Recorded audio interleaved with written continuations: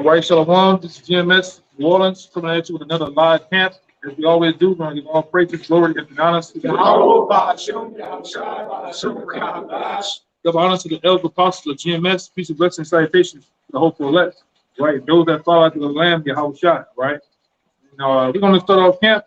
Going straight into it. About 2/3 of you of the nation of Israel, so-called blacks, Latinos, and Native Americans, you just can't get it, man.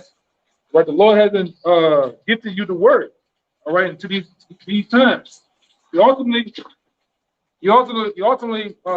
damned, man. All right, 2/3 of you are slated for destruction. All right, because you can't, you don't want the truth of Yahweh Shai. All right, and it's in these times of the great awakening of his precious elect and his people, man. Okay, give me that. You say you had it? I got it. Okay, we good. I got it. Okay, yeah. I know. I seen you over saying something. Go ahead. He was saying. He's good on the video. No, he was saying. Okay. Yeah, but give me that. Zechariah. How about it?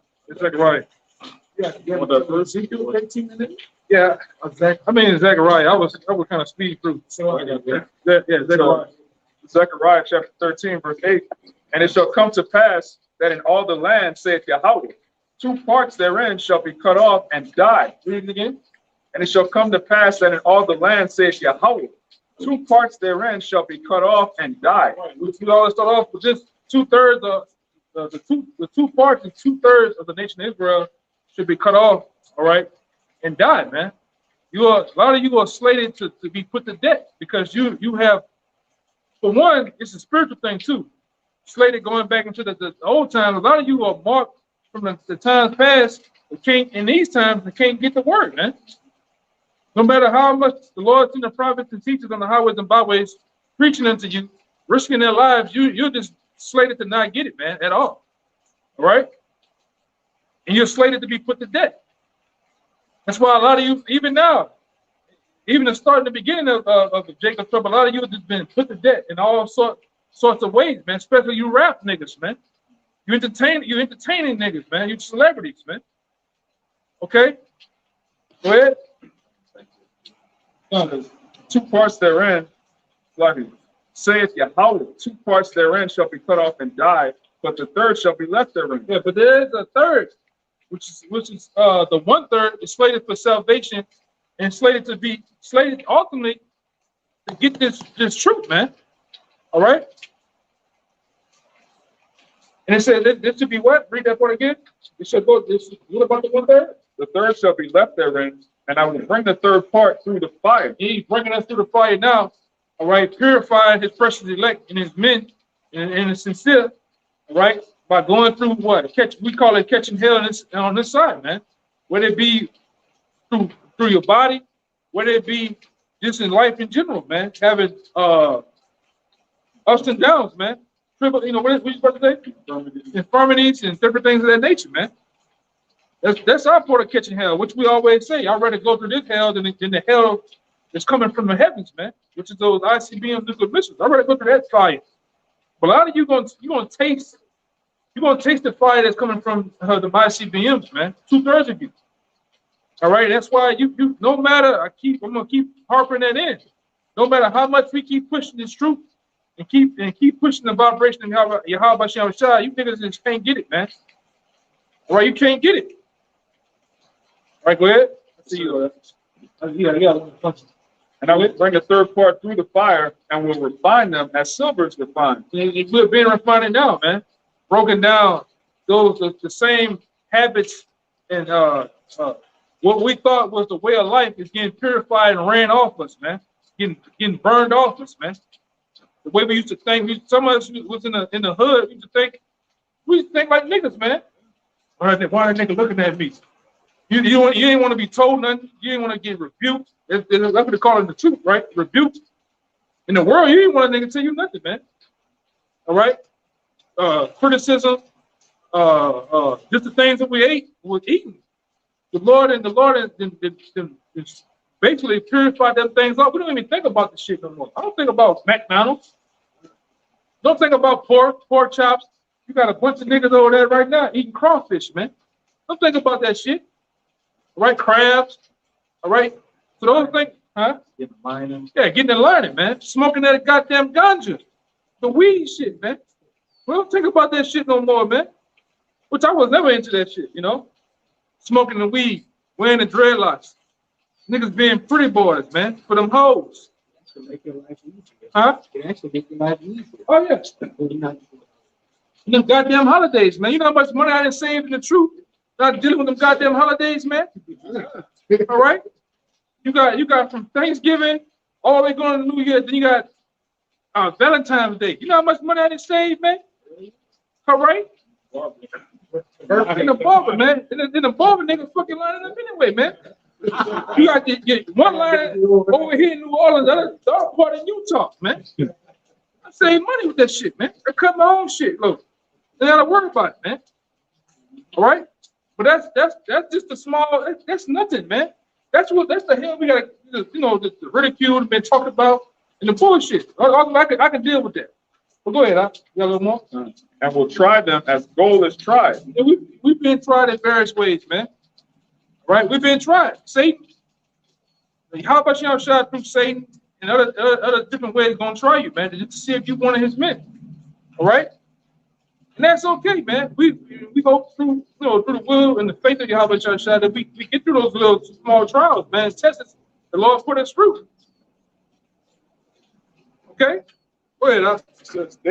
This day is still talking about the 1/3 of the elect. They shall call on my name, and I will hear them. You hear that? It says they're gonna call on his name, which his name is important.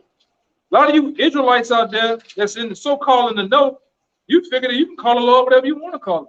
His name doesn't matter, but his name does, man. All right, his name does.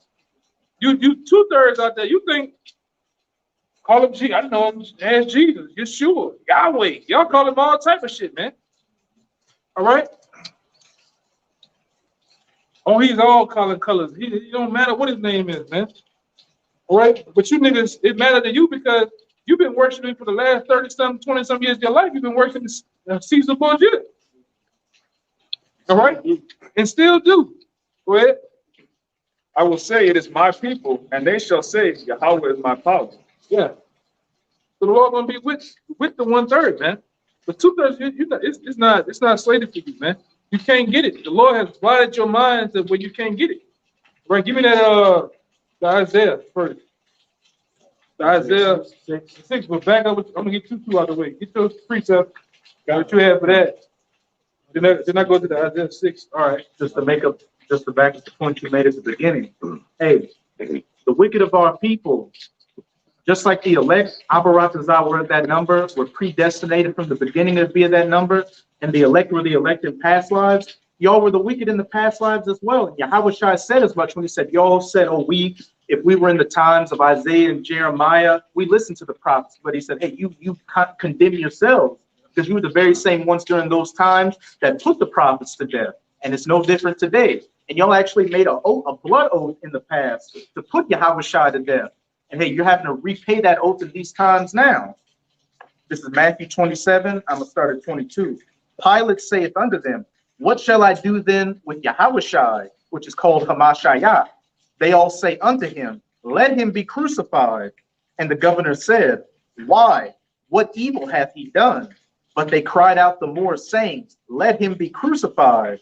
When Pilate saw that he could prevail nothing, but that rather a tumult was made, he took water and washed his hands before the multitude, saying, even Pilate himself found no charge in Yahweh Shai in the allegations that y'all was bringing against him, man. A heathen, a Edomite, man. But what you niggas did, you niggas say, fuck it, still crucified. It's the same thing you do us today, man. You find no charges, you call the police from down the goddamn street, all right? You make all these allegations, hey, them niggas raping little children and raping. Y'all been, like I said, you've been in the truth for years. You have not been pulled up not one time. Where's the person that we done this to? Where's the paperwork? But that's what you niggas just run with shit, man. Just like you was doing back then. Y'all was just running with your own allegations and your own charges. Even though you know it's a lie, you still wanted the Lord to be put to death, man. All right, let's see what happens. I can make a point real quick. You might that Coach Redfield guy that's in Ukraine. What's his name? Leroy Gonzalez or something? Hey, just to back up what you said, that even Pilate, a heathen, could see that Yahushua was innocent. You had brothers doing a commentary on a clip from that guy, Leroy Gonzalez, the Coach Red Pill guy over in Ukraine, talking about how Tucker Carlson left Fox News. And he said the reason he had an issue is because the Biden administration was coming against what he called the African Hebrew Israelites. And while he was talking shit, he was saying, but they don't do anything. All they do is just preach what they say on the streets. They aren't out there like Black Lives Matter burning down buildings. Yeah, we got a computer, incense in the Bible. Yeah. It's like, what are we doing, anybody, man? Tell them the truth. Yeah, the truth hurts, man. Incense, man. The truth hurts, man. That's how much. Like I say, this is gonna come back up to it, right? When the persecution comes, our faces get put up there on billboards, TV, all right? And you gonna have niggas out there that don't mind just kill them, just put them to death, man. That's what you niggas do, man. You niggas run just like the people in America. They're running a pack mentality, same as you Israelites. You 2/3 out there, man. You don't know what the hell going on, nor do you give a fuck, man. Just give us what Caesar has for us, man. All right, keep going. That's the pride on our people, because when they said crucify him, they said that his blood be upon him. So it's like they didn't even care. Like, well, They made that. yeah, well, it is what it is. If it's not innocent. Saying I am innocent of the blood of this person, of this just person, see ye to it. Verse 25, then answered all the people and said, his blood be on us and on our children. Yeah. And it's slated for today, because there's another scripture where you go to where it says, it should not be forgiven in you in this world, neither the world to come. And that's why it's slated for a lot of you in this world that's here. You can't get the truth, man. You can't get I don't give a damn how much sitting down, all right, on YouTube, you watching all the YouTube videos, you can pack in your goddamn brain, man. You can't get it, man. All right, you niggas, you can't pay for it, you can't do nothing, man. Okay, which one you got? That you won't be forgiven in this world or the one to come. Yeah, get it, bring it up. This is Matthew. This is Matthew 12:32. This is in red letters, so it's Yahushua speaking. And whosoever speaketh a word against the Son of Man, it shall be forgiven him. But whosoever speaketh against the Holy Ghost, it shall not be forgiven him, neither in this world, neither in the world to come. That was slated for you Israelites, man. All right, it wasn't forgiving you in the world to come, which we are in. That's why a lot of you Israelites, you got guys that come and go. All right, really being marked by the Most High, man. All right, you was those same niggas coming up against Yahushua and the prophets. All right, you the same ones coming back today in the reincarnation, because reincarnation is in the scriptures, man. You coming back in the reincarnation doing the same very thing that you was doing in the past time. Right, everybody's on the scene, man. All right, you got the different Caesars, all right, and different higher ups, and back then they're here in power. You got the same prophets and teachers and the men that were teaching back then here teaching.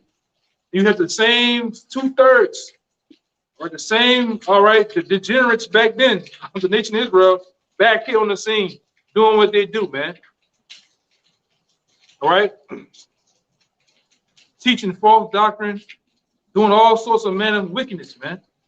All right, like I say it all the time. Just because you got cars, you got all this modern day time shit going on, and clothes and tennis shoes. All right, if you were to take those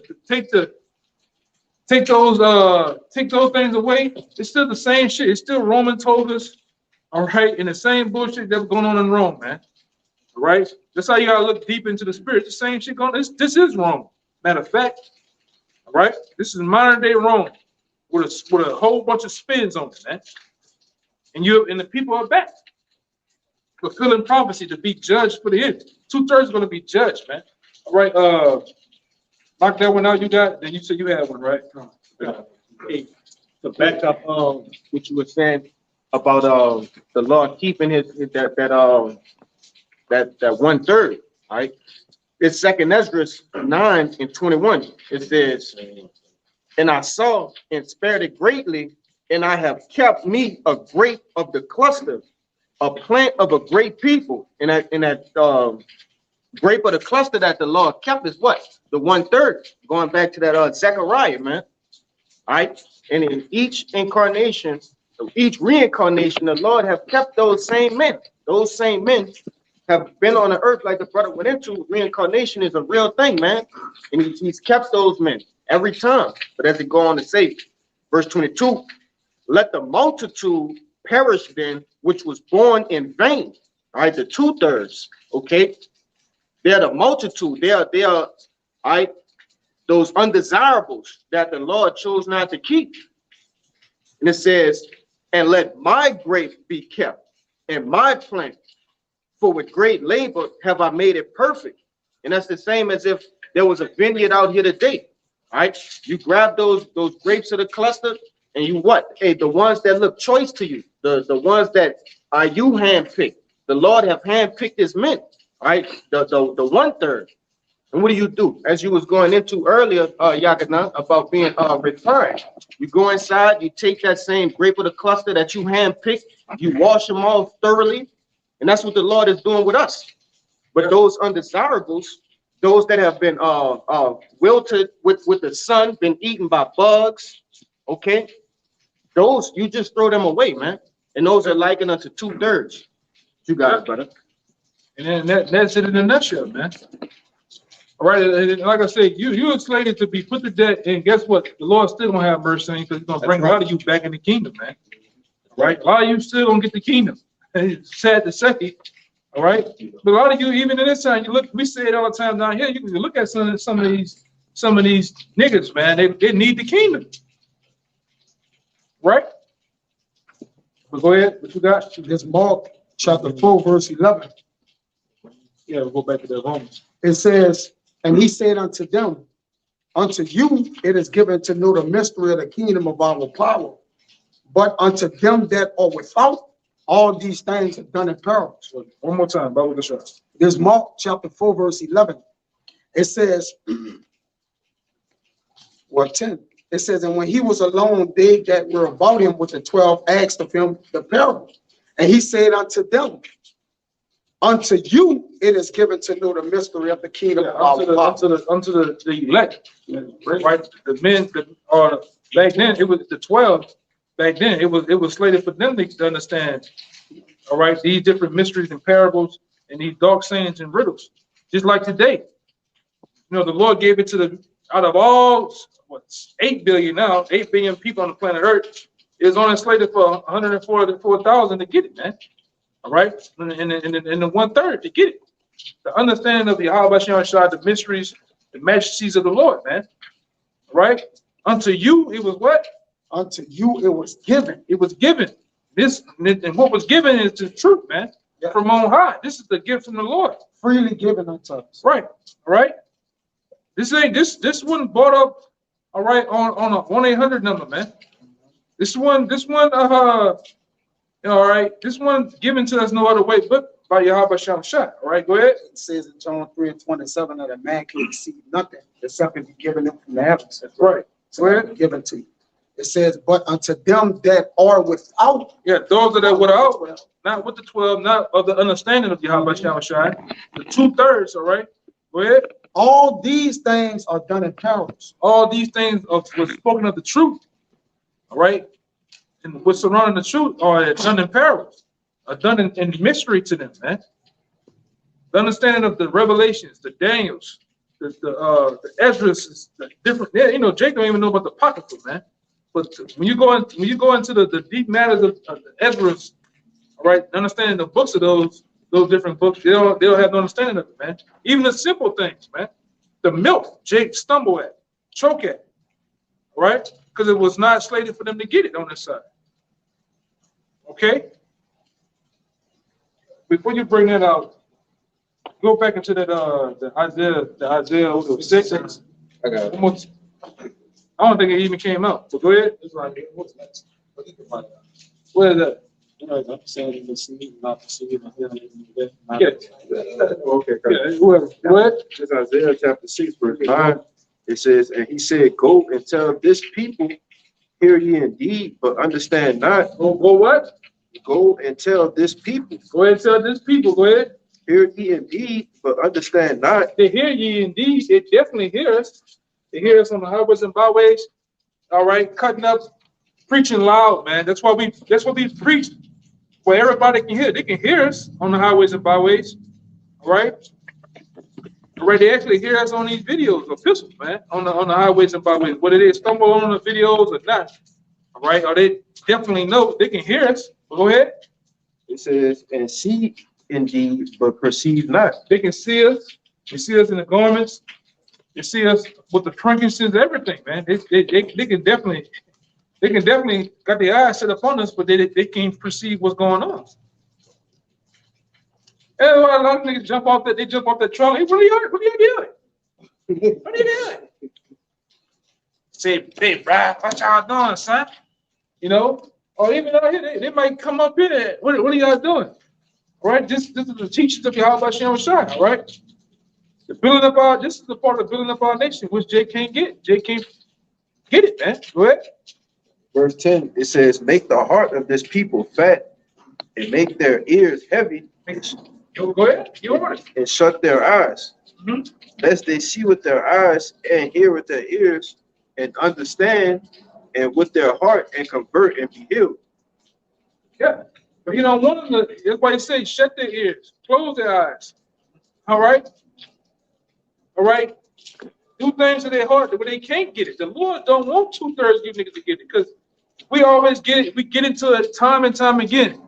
On this side, in this Egypt, it's not like the old Egypt where the Lord sent Moses and Aaron, and everybody made it from out of the grips of them long, tall, cone-head fucking Egyptians, man. But on this run, in this Egypt, with these new Egyptians, which is Esau, Edom, it ain't slated for everybody to make it on this side, man. That's why we go time and time again. We go into the book of Ezekiel, the 9th chapter. Is they gotta have that mark. Get that too. Ezekiel, the 9th chapter. Hold that one on deck. You gotta be slated to get this, man, from the Most High. If you don't have it, all right, you off with your goddamn ass, man. All right. But that was it, right? I wanted him to get this Romans 9 first. This is Romans chapter 11, verse. I'm getting him. Go ahead. This is Romans chapter 11, verse 7. What then? Israel hath not obtained that which he seeketh for. And it's telling you exactly what it's talking about. Israel, all right? Go ahead. Have not obtained that which is seeking for. But the election hath obtained it. But the election have obtained the what? The truth. That's what we have obtained. Go ahead. And the rest were blinded. But the rest of Israel were what? Blinded. They were blinded, man. Perfectly blinded from the Most High, man. The angels, that's what this brother was reading. The angels just blinded Israelites, man. Even into this present day. That's why we have a full understanding. Y'all running people off. No, we're not. We're not running nobody off. This is for the elect, man. We out there, we don't want everybody to get it. We just want the elect to get it, man. Right. Those who are slated to and destined through the predestination to get it, to receive the word, to actually follow after Yahweh Shem Shai. We're not out there for everybody to get it. All that hollering and that cussing. Y'all niggas is cussing. Then they cuss 5 seconds later. Yeah. You know? Hey, the angel even told Esdras, because Esdras was feeling bad for Israel. Do you love Israel more than the Most High? It's only that election that's going to make it on this side, and that's the election that the men of the Lord are sent to and concerned with. Everybody else can kick rocks. That's why we're not, like I said, we're not out there. We're not out there to actually, all right, doing some rich dad, poor dad book and scheme. Yeah, trying for you niggas to get it. No, we're not out there to do that, man. We out there to preach the truth of the matter and the prophecies, all right, that's slated for the world, and we out there for the elect to get it, man. That's it. All right, we already have a full understanding that the Lord is blinding you niggas, man. That's why even in this time, we all about really teaching the prophecies. We're not out there to really to get into debate with no niggas. Because hey, man, that's let the what it say? Let the wicked be wicked Yeah, still. let the wicked be wicked still, man. We're gonna go a couple of scriptures with you, whatever like that. We ain't out here to really for you niggas to get it, man. It's too late in the game. If a nigga can't get it, we're We're moving on. Yeah, that was a great statement, man. Go I ahead. appreciate verse 8. According as it is written, the Most High hath given them the spirit of slumber, eyes that they should not see. Lord had given them niggas the spirit of slumber. A lot of you niggas asleep. You in a coma. You comatose, man. You deadheads. We see it all the time. We experience it week in and week out. Whether we at work, whether we in passing. Oh, I know you. You the YouTube guy, right? Yeah, you know, hey, brother, I know the truth. Yeah, you know the Lord named Yeshua. You just look at the nigga. You get that Metal Gear Solid thing come up. Yeah, brother, I'm about to. Shalom. Yeah, you just. Yeah, they can say shalom, family. It's time to go, man. You know. And we see a lot of you guys are bugged out, man. A lot of you guys are bugged the hell out. Go ahead. Eyes that they should not see, and ears that they should not hear, unto this day. Unto this very day, man. You can't get it. All right, and it's cool, man. Just get ready to wear them Hebrew huggies on the other side of things, man. All right, just keep doing it. Like at this point in the game, let's just niggas keep doing what you're doing, man. Keep doing the wickedness so the Lord can just put you to death. Keep being drug dealers, whores. All right, just all out niggas. All right, just keep doing the shit that you're doing, man. Because the Lord already, like I say, the Lord already got you slated to be put to death, man, on this side. And we very much in them times. All right, we talking the future tense. It's happening now. It's happening now, man. The Lord is turning this thing up, man. All right, and in any day now, things can happen to where there's an economic collapse. All right, there's sedition amongst men, and you niggas gonna get persecuted. All right, you're gonna get rolled up on, man.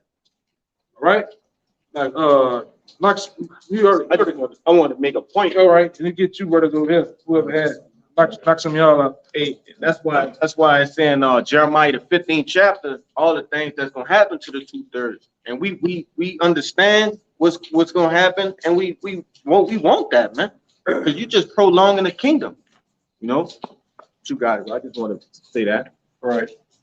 Ain't you any one of y'all had something? One of y'all? Yeah, good. Okay, let's get some of them out, knock them out the way real fast. Now come back over here. Yeah, earlier, me and Kaya both, we was holding the same precept in that Mark 4. I just wanted to start up a little bit higher for this one verse in verse 9, Mark 4 and 9. And it said, and he said unto them, he that hath ears to hear, let him hear. And like I said, and that's obviously not going on hearing, because we all hear. And even I was just talking to the brother just now, if I'm not mistaken, it's the camp out there in Holland, and they're like a deaf camp. So it's not going off of the hearing, it's going off your understanding. You know, if you can understand this, you're going to understand this. But like I said, that's only permitted to a certain amount of men, to certain men, you know. But real quick. Okay, I just 2 Corinthians 4 and 3. But if our gospel be hid, it is hid to them that are lost. What did it say? But if our gospel be hid, Yeah, this gospel, this good news, all right? If this gospel be hid, it's hid to them that are blinded, man. All right? Because the Lord, is basically what the Lord have done in these last couple of years, man, the Lord has put this truth front and center to the world. All right? And like I said, we didn't heard the stories from the apostles and the elders of, you know, that have been around. At one time, they felt like this, nobody was getting it. And then what happened? Around the 07, it was just a boom. Then we came along. Then after that, it's been a boom of you brothers, man. All right? And guess what? This thing ain't hid, man. The Lord tell you, he don't hide a goddamn thing. Everything he does has been put in front and center, man. This truth been around for a while now to the point it's on the mainstream media, man. Lord calls certain events. What are they talking about? What are they black Hebrews? No, they try to say black Hebrew Israelites. That's what they say. But then what are these Hebrews they talking about, man? You got cats, Edomites, and different things. Hey man, Jake, I seen y'all in Chicago. I seen y'all out here. Y'all are, you know, other parts of the world, man. All right, but it ain't here. But what is here is just true to those that can't get it, man. That's what hid. Like the brother said, this ain't a thing of really your faculty, because we had a guy that was actually blind, literally blind. He at some point he got the truth.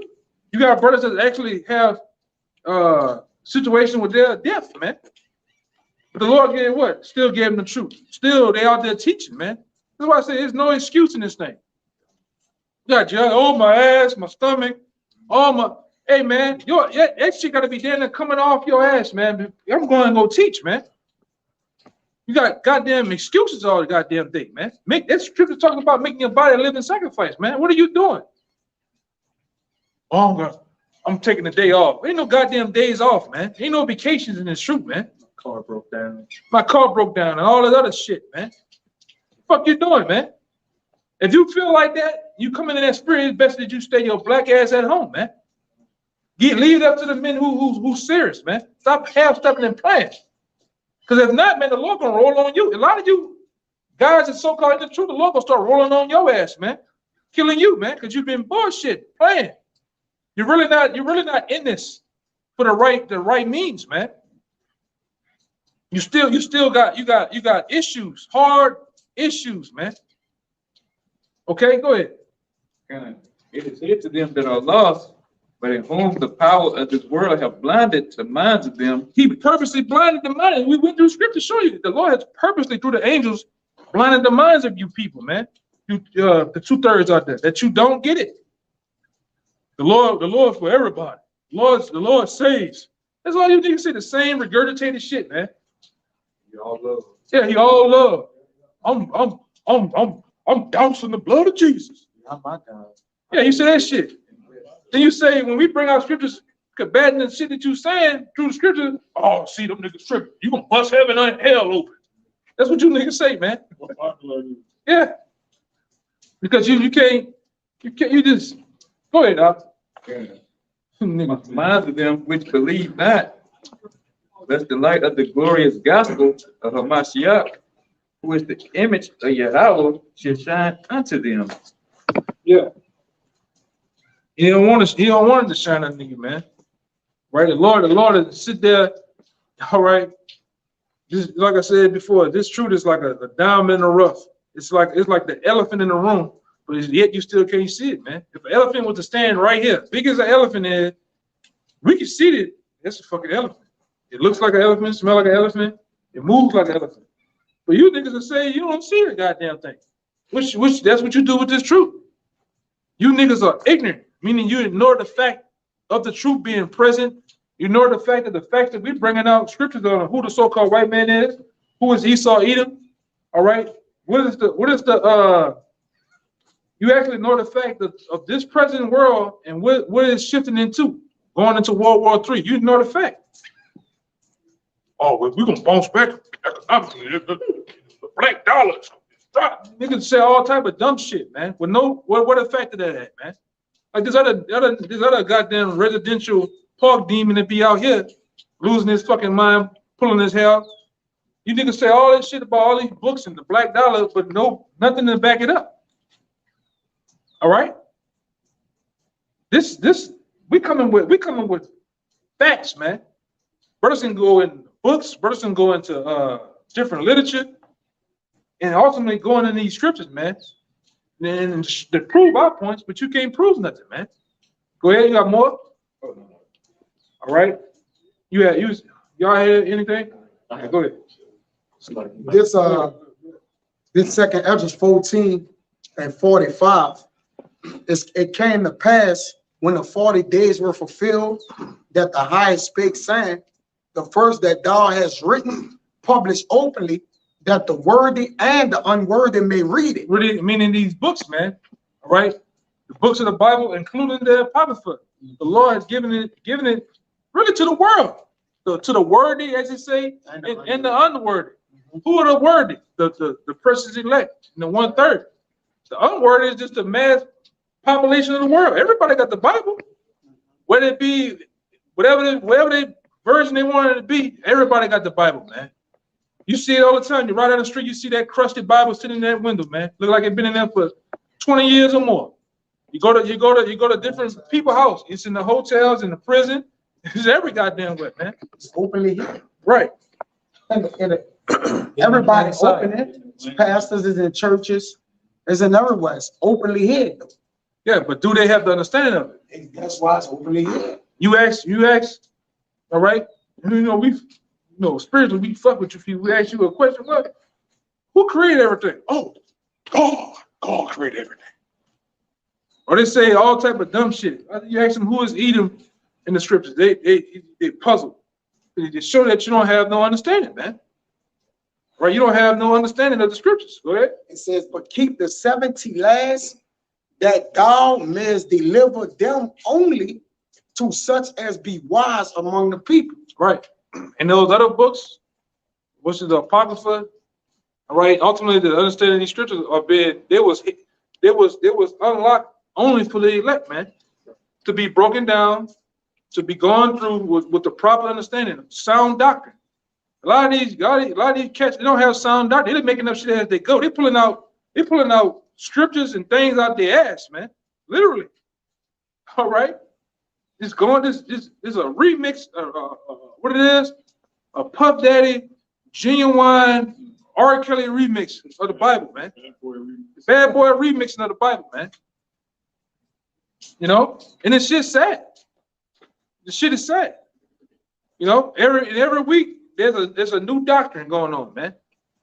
All right, there's a new doctrine and some new bullshit. All right, but that's why we know that you gotta stick to the scriptures, man. All right, you gotta stick to what's been taught to you by the elders apostles, man. And yes, they are the men of the Lord. It's clear as day. It's clear as day that these are the men. All right? Right along with the other men that have been set up under them, man. This is the thing of order, man. All those men that you see, the elder apostles, they men didn't ask to be in those positions. The different men you see throughout the states, they didn't ask for this. We was selected. All right? We was pulled out of the world and selected to be in the position that they're in. And it's evident who was set up, all right, and spearheaded to be those men, man. All right? You make yourself a man of the Lord. You can't make yourself a man of the Lord. You can't make yourself get this, man. All right? And then once you get it, you gotta go through the proper channels of keeping it, man. Studying and teaching and pushing yourself to get this truth. Because guess what, man? I think me and this brother was going into it one day on the phone. All right. The minute you see the apostles, they laid up for us. The men that came, that first wave, we got it. Scriptures, books, internet articles, all these things. Imagine if I was a lazy guy and laid around there for X amount of years and didn't do shit. Then when the next wave come in, I had nothing to give you, man. Nothing. I can't teach you how to be a man of the Lord through my actions and the way I act, my conduct, my behavior. Imagine if I just didn't do nothing in the scriptures and actually get the breakdowns of scripture. It should have been in the tailspin, man. Should have been all over the goddamn place. But that's why it's important for you men, you brothers here, to get it for the next wave, because the wave coming, man. The last wave of this thing, before all hell breaks loose, the Lord gonna allow men to come in. You got to be able to give them something, man. You see, we don't labor for ourselves, but also for those that seek wisdom. Yeah. That's behind us. Yeah. That's coming in. It's like having a vehicle, and you take care of the vehicle, because at one time you're gonna give it up, but you don't want it the next when you trade it in, it's all piece of shit, all that other shit. You laying up this thing for other men, man. All right. That's why you have to go and get it, meaning get the qualities of the men that set before you, the qualities of the elders, apostles, and the elders that's in your camp. How they act, how they can conduct themselves, the things that they do, processing certain situations and things that come into play. Even in scriptures, man. It's important that you get it. That like when other men in the camp ain't around, if you can dive in the scriptures and cut somebody up. You can give them the proper understanding. You don't have to call on the phone. Hey, brother, what that scripture is? Hey, hold on. Deal with him, Mark. You You can deal with him, man, Put the phone yourself. on speaker. Yeah. You gotta do, it's important. These things are important, man.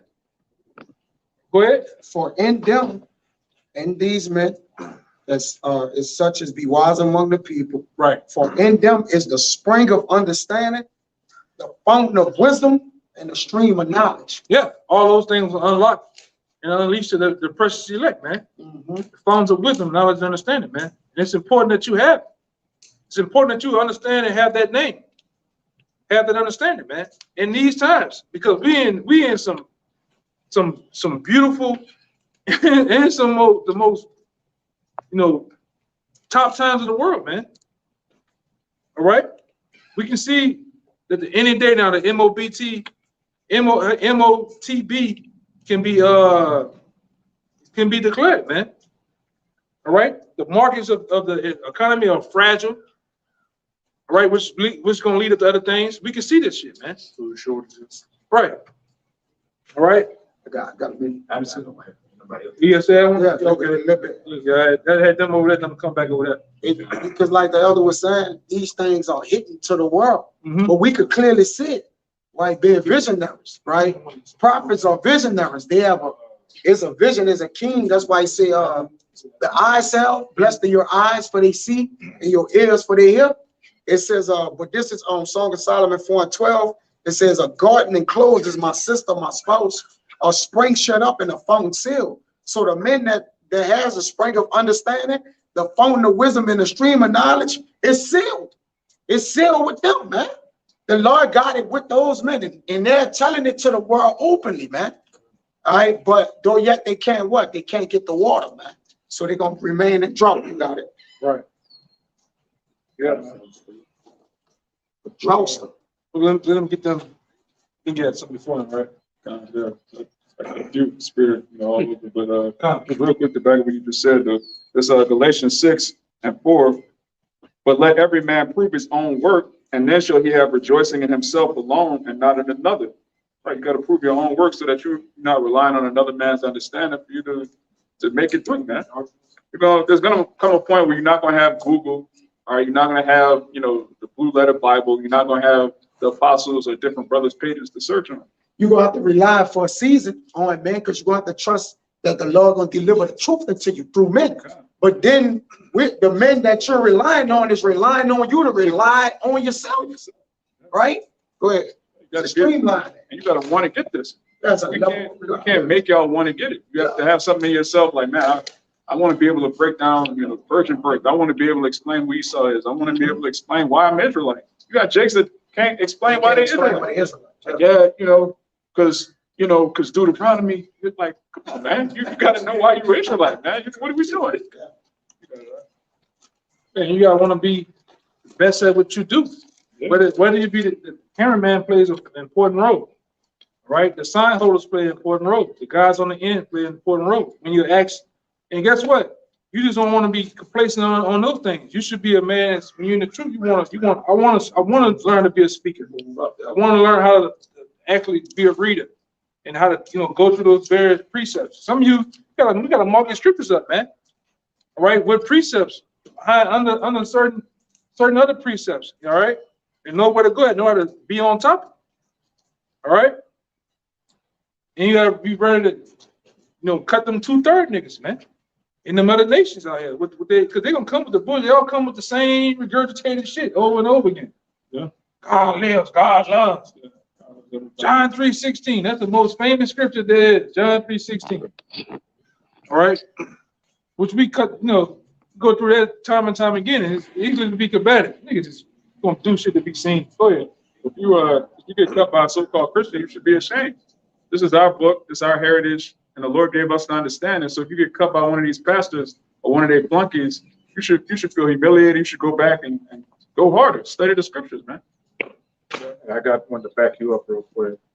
This is 2 Timothy 2:15. Study to shew thyself approved unto the Most High, a workman that needeth not to be ashamed, rightly dividing the word of truth. You know how to rightly divide the truth, man.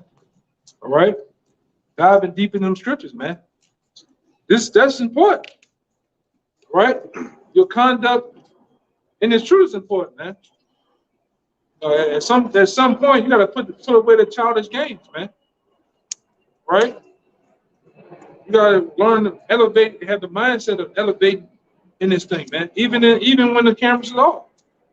You gotta start becoming an Israelite instead of being a Jake that knows he's an Israelite. Israelite of the Most High.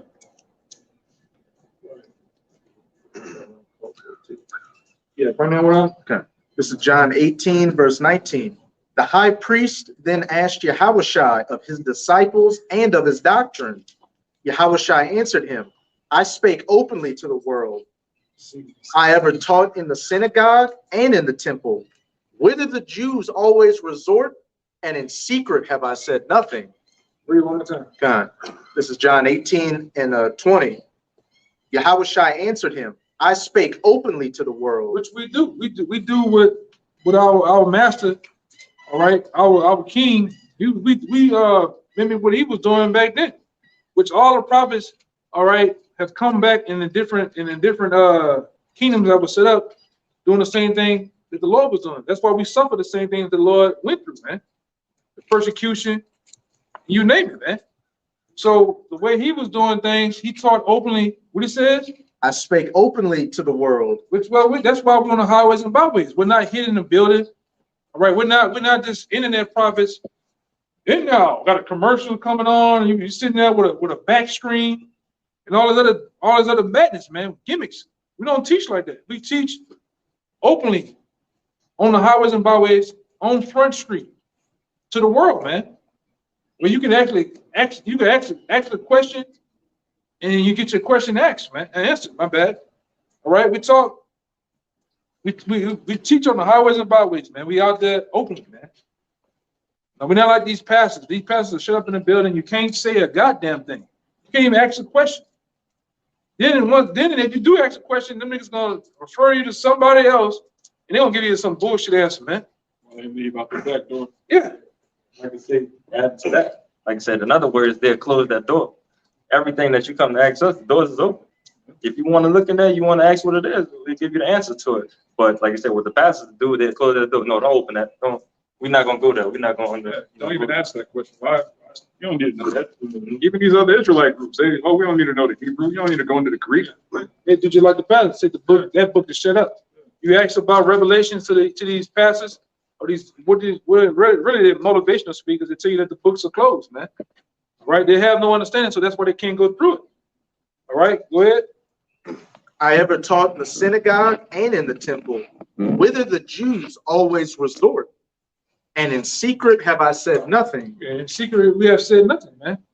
All right, that's why that guy Tucker Carlson can say what he said. We ain't doing nothing, man. All right, we're not.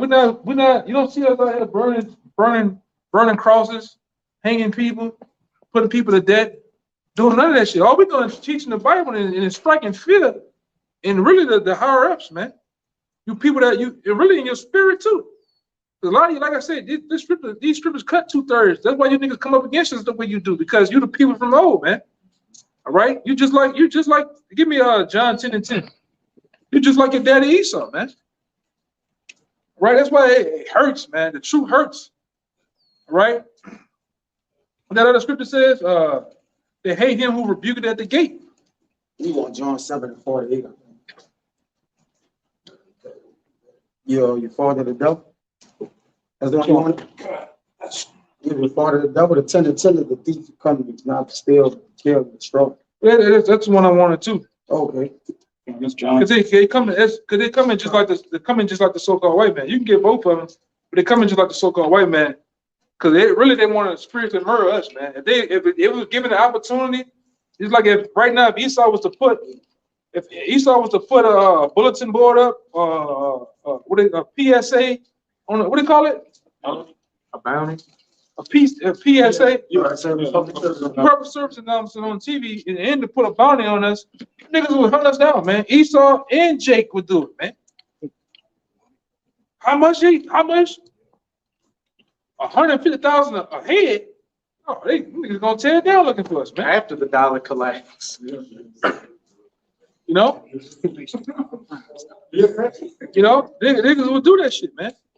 So that's why I say 2/3 are coming like the so-called white man. That's why you niggas act like the white man. All right? That's why Esau come out there talking shit. Well, y'all do this shit. Well, we learn from the best. We learn from your motherfucking ass, man. Okay? And I said, yes, I said it. I cussed. Go ahead. It's John 10:10. If you can't and don't like what we're saying, close your goddamn ears, man. Right. But go to another channel. Go watch Liz. Go ahead. John 10:10. The thief cometh not but for to steal and to kill and to destroy. Yeah. Just as the 2/3 do, man. You niggas, you come to kill, steal, and destroy, man. Just like the so-called white man does, man. You have no better thing to do to come up and debate shit that you don't know. All right, then you wanna hurt us. All right, nigga you get cut so bad, which we understand the scripture tell you in Hebrews how this sword, this two-edged sword, how it deals out and administers punishment to the wicked, man. Niggas that ain't right, man. Yeah, the scripture says it's a discerning of the heart and spirit, man. This shit cut you so bad you want to hurt us. All right, niggas get hurt. Niggas be hurting. Niggas be hurting out on that block, man. All right, go ahead. That's a little bit more. Right? On that, but while I'm in John, I just want to get this real quick. This is St. John 16, verse. I'll start at the top. These things have I spoken unto you, this Yahweh Shai speaking, that ye should not be offended. They shall put you out of the synagogues. Yea, the time cometh that whosoever killeth you will think that he doeth the Most High service. Right. That still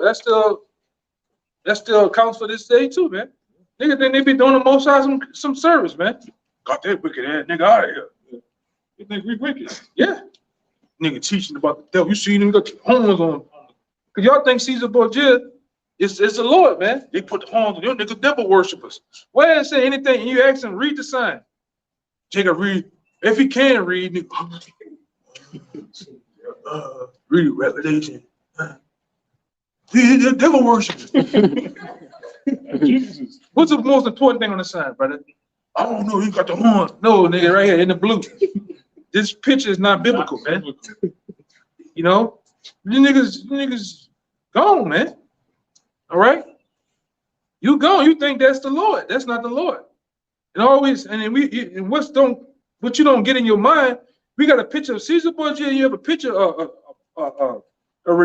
rendering of how a depiction of how the Lord looks in the Bible, but they don't want to register with you niggas, man, because you only want to believe what you want to believe. You want to believe what's been taught to you, and I'm talking about you 2/3. You only want to believe what's been taught to you by Big Mama, Uncle Jesse, all right, and that white ass pastor that y'all go to, man. You got cognitive dissonance.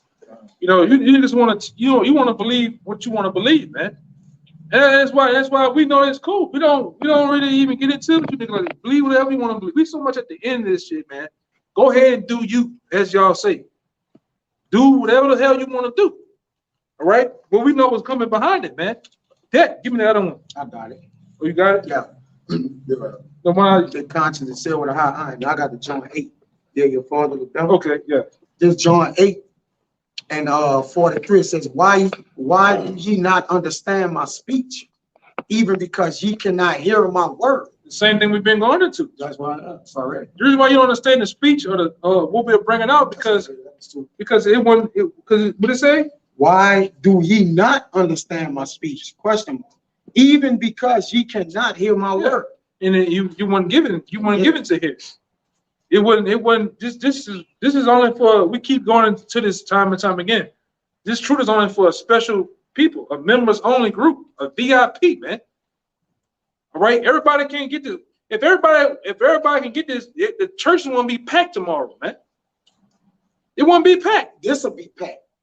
By the truth, the truth tells. Yeah, it wouldn't. Hey man, the churches won't be around the goddamn corner. What you niggas gonna fill up tomorrow, man? You're gonna fill up the churches, all different type of denominations and shit. You name it, man. All right. Then you got certain guys playing both sides. You know about the truth, and you still going your ass to church, man, which is off. You might as well just go, hey man, just go 100% into the church, man. Just go do your shit, man. All right. Because the Lord gonna still give you the same thing as if you was fully born in the church, man. It's gonna get it worse, because you know better. Yeah, you know better, man. Playing with the Lord's name, man. All right, go ahead. It says, ye, John 8:44, ye are of your father, the devil. Yeah. And the Lord was getting on you, he was getting on you niggas, man. You 2/3 back then. Right? He was getting on Israelites, man. He said, you are your father, what you was, you know how, like I said, I done been on the football team, living shit. We didn't play with, we didn't have coaches, have a guy he might like, he like, hey man, that your boy, your daddy, bro. You know, you know, that's your daddy, man. You seen Jake get all mad, flared up and shit. But that's what the Lord was doing you, man. He was saying that the white man, y'all daddy, man. 2/3, and the white man is 2/3 of you niggas daddy, man. Especially that black woman, man. You wicked ass, not all of you, but the bulk of you that are wicked, that are, you know, out here doing your thing, the white man, your daddy, man. Go ahead. It says, and the lust of your father ye will do. Yeah, so whatever lust of your father, whatever he does, you're gonna do, man. That's why you niggas try to mimic him, you try to talk like him. That's why I say some of you niggas, man, you know, I could be doing something with my back turned to the TV, but if you're not looking at the TV, the nigga sounds so much like an Edomite to where if you close your eyes and you turn around, the nigga, you'll think that's an Edomite. So it's a bald head nigga, man. Smooth face. Oh, Keisha. Okay, y'all. You know, Keisha be going, she be doing that thing. She got man talking to the white man, hey, be talking. Yeah. That's a whole, just a whole chick, man. Even work is ridiculous. Oh, yeah. Showing her best behavior, boy. Hi, do you want some cakes? That bitch bringing, now, put that same situation when she working up under Jakes. Yeah. That's down there. And they got an attitude, man. But when it said the lust of your father, you would do, right? Yeah. So whatever your daddy does, the lust of the things he into, you into. Go ahead. He was a murderer from the beginning and abode not in the truth. Yeah. Because there's no truth in him. It ain't no truth in 2/3 of you, man. It's no truth in it. It's no truth in the nigga, man. It's nothing but lies, deception, deceit, and murder. Right. All right. Everything you niggas do is malicious intent behind it, man. All right. And we, like I said, we understand it because we was once in the world. The world is cold, man, out there. Niggas don't give a damn about your ass. Don't give a damn. Let you go around them niggas and change a flat. Them niggas will rob your ass. Might kill you. All right. 2/3. We talking about 2/3 today, man. We don't want you niggas ass today. Go ahead. When we speak it, when he speaketh a lie, he's speaking of his own. Yeah. For he is a liar and a father of it. Yeah. And you niggas are too. 2/3 of you niggas are you just like the white man. Yeah, said I bought this 2024 Benz. Nigga lying, nigga stay with his mama. Nigga, we know a couple niggas like that, man. Niggas, everything come out of your mouth is a lie, man. Like I said before, if you niggas got an apartment, nigga gonna say you got a condo. If you got a condo, you say you got a penthouse. If you got a penthouse, the nigga say you got a compound. That's what you niggas lying, brother. Niggas just lying. Nigga drive a Chevy Volt, a Chevy Cobalt. That nigga say he got a goddamn some shit that ain't even made yet, man. nigga just lying, brother, all day for no goddamn reason, man. Yeah, because it says when you speak a lie, he's speaking of his own. So you just like the devil. Yeah, he's all about speaking and boasting himself up, man. That's right. His so-called wicked accomplishments in his wicked life, this Satan's playground, man. That's all America is. It's a playground for Satan and those who have to, after the vibration of Satan, man. Which you niggas all after that, man. You all about $1 in the worst wicked way, man. You about getting it however you can get it. That's Juven's song, turning a dollar out of 15 cents or some shit. What do you say? Yeah, well, however that nigga said, that nigga mean that, man. These 2/3, these niggas ain't right. All right, we said 2/3, you niggas ain't right, okay? And we base that on facts of the things you do and say and will do. You put a nigga in a right wrong situation, he gonna do that shit. He gonna do that shit, man. He gonna lie. He gonna steal. and you gonna commit some goddamn adultery. All right, go ahead. It says, and this is the reason why we know y'all not right. It says, and because I tell you the truth, ye believe me not. Yeah. So that's how we know that he not right. Because we telling y'all the truth. It's like how y'all don't believe us, man. You make us an enemy for what we telling y'all, right? Well, because of the truth, y'all. That was it. I'm finished. Go ahead. It's Romans chapter 10. Let's start at 14. How then shall they call on him in whom they have not believed? And how shall they believe in him in whom they have not heard? And how shall they hear without a preacher? And how shall they preach except they be sent? As it is written, how beautiful are the feet of them that preach the gospel of peace and bring glad tidings of good things. That's the point. But they have not all obeyed the gospel. For Isaiah saith, Yahweh, who hath believed our report? So then faith cometh by hearing, and hearing by the word of the Most High. But I say, have they not heard? Yes, verily. Their sound went into all the earth, and their words unto the ends of the world. So everybody heard this, man. This word has gone out to every language, every culture, and it goes out 24/7 in different languages. There's no excuse. Jake heard this. Jake heard it on World Star, Twitter, Kanye. TikTok, Kanye, the ball playing nigga, Kyrie. Yeah, every Jake knows they're an Israelite. So Even that black ass nigga down there in Florida call himself Kodak Black. yeah, oh, Kendrick Lamar. Yeah, y'all ain't heard from yet, man. Jake has no excuse. But the Lord, he deliberately closed their eyes so they couldn't see. Even though they're looking at it, they can't see it. No clue for them to listen. No clue. Yeah. That's why the scripture says the same should know it by death by pain. That's how you're gonna find out the truth, man.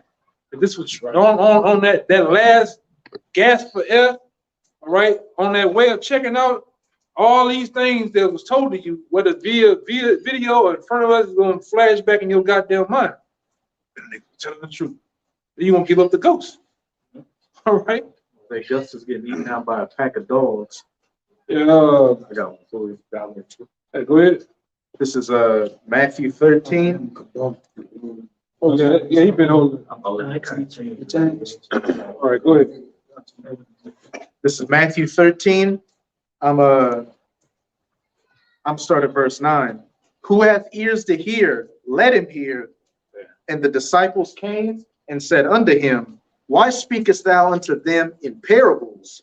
He answered and said unto them, Because it is given unto you to know the mysteries of the kingdom of heaven, but to them it is not given. Yeah, it wasn't given. And same to this day. We speak, all right, because we are the mouthpiece of the Most High, all right? All right, this is where the Most High gets it out through spiritual holy men. He gets his truth out that way through men. All right. But when we speak it the same way. We speaking it plain. We breaking it down, but it's still a parable. We're speaking it plain, but when it's pushed out to you, to your ears, it's like the brother says, it's spoken in a parable, it's spoken in a way that you can't get it. It's like a riddle. It's like when you see those rappers rapping and they hit a punchline, or a nigga be so deep. Like for instance, when I listen to a guy like Loaded Lux, I get everything he understands, anything he's saying. Even a guy like the old Wayne back then, you hear him rap, and nigga, he's saying this, saying that deep. You know, he going into some deep shit. When you niggas hear it, you niggas stop. You can't. Man, I don't like that nigga, man. Nigga. And it's a lot of guys. Like for instance, if you into that type of stuff, it's a lot of guys that don't like Loaded Lux because he's just too deep. All right, which you don't even be getting deep. You should be. It's to be different. Yeah, it's just wordplay. Same thing with this. Just the wordplay. You niggas, you know, it's a stumbling block to you, man. Go back to it's a scripture. I think it's in Romans. I'll tell you about how it shines a stumbling block. It's Romans. I think it's in 11. Yes, in 11. Yeah, it's in 11. You gotta keep going down something. Yeah. Because yeah, because even Yahushua himself is a stumbling block to a lot of people, man. And they just can't get it. No matter how much, like I said, we break it down to you.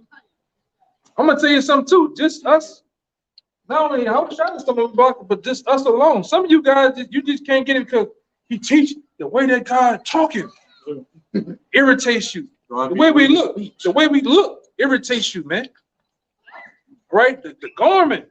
Go ahead. The age. Certain brothers can't believe, oh, this man 10 years younger than me, and he no more. Nah, I can't learn from him. Yeah, you're a young whippersnapper, you know. Yeah. That's why he come up there and say, how old y'all know? It don't matter. Yeah. The truth don't have age. It's like fine wine. It's fine wine. Yeah. You have an age on it. The truth don't have age How on was Yahushua when he was teaching in the temple with the elders? it. What age? Just cut Pharisees at 12. Yeah, man. Truth don't have an age. Just. You know, and those things, just on those things is a stumbling block to you. And how the Lord chose younger men in these times to preach his word over guys that's so-called gray head, the salt and pepper guys, man. Yeah. All right? Which that don't matter. We got older men in this thing, we got younger men in this thing, man. We got actually guys that just so-called getting out of high school. All right? Now we're in that time too. We got actually Israelites now where you might have their pops or their moms somewhere in the truth, and they're born into the truth now, man. Cause we didn't, you know, they had certain brothers. I remember when certain brothers in the truth had babies, man. Now those babies are up. They've been brought up in the word of the Lord, man. You got brothers, daughters, and sons saying, "How about you, man?" Never learned Jesus. Yeah, they never learned Jesus. You know, they never, you know, we don't know, but they never tasted swine, man. You know? Well, go ahead. You had that one, right? I ain't have nothing to call. I got something for you. Yeah, I said no. Yeah. No, you said you had something. Not the wrong. You want to bring it out first? Nah, knock yours out. It's Matthew chapter 11 and verse 15, and it reads, "He that hath ears to hear, let him hear.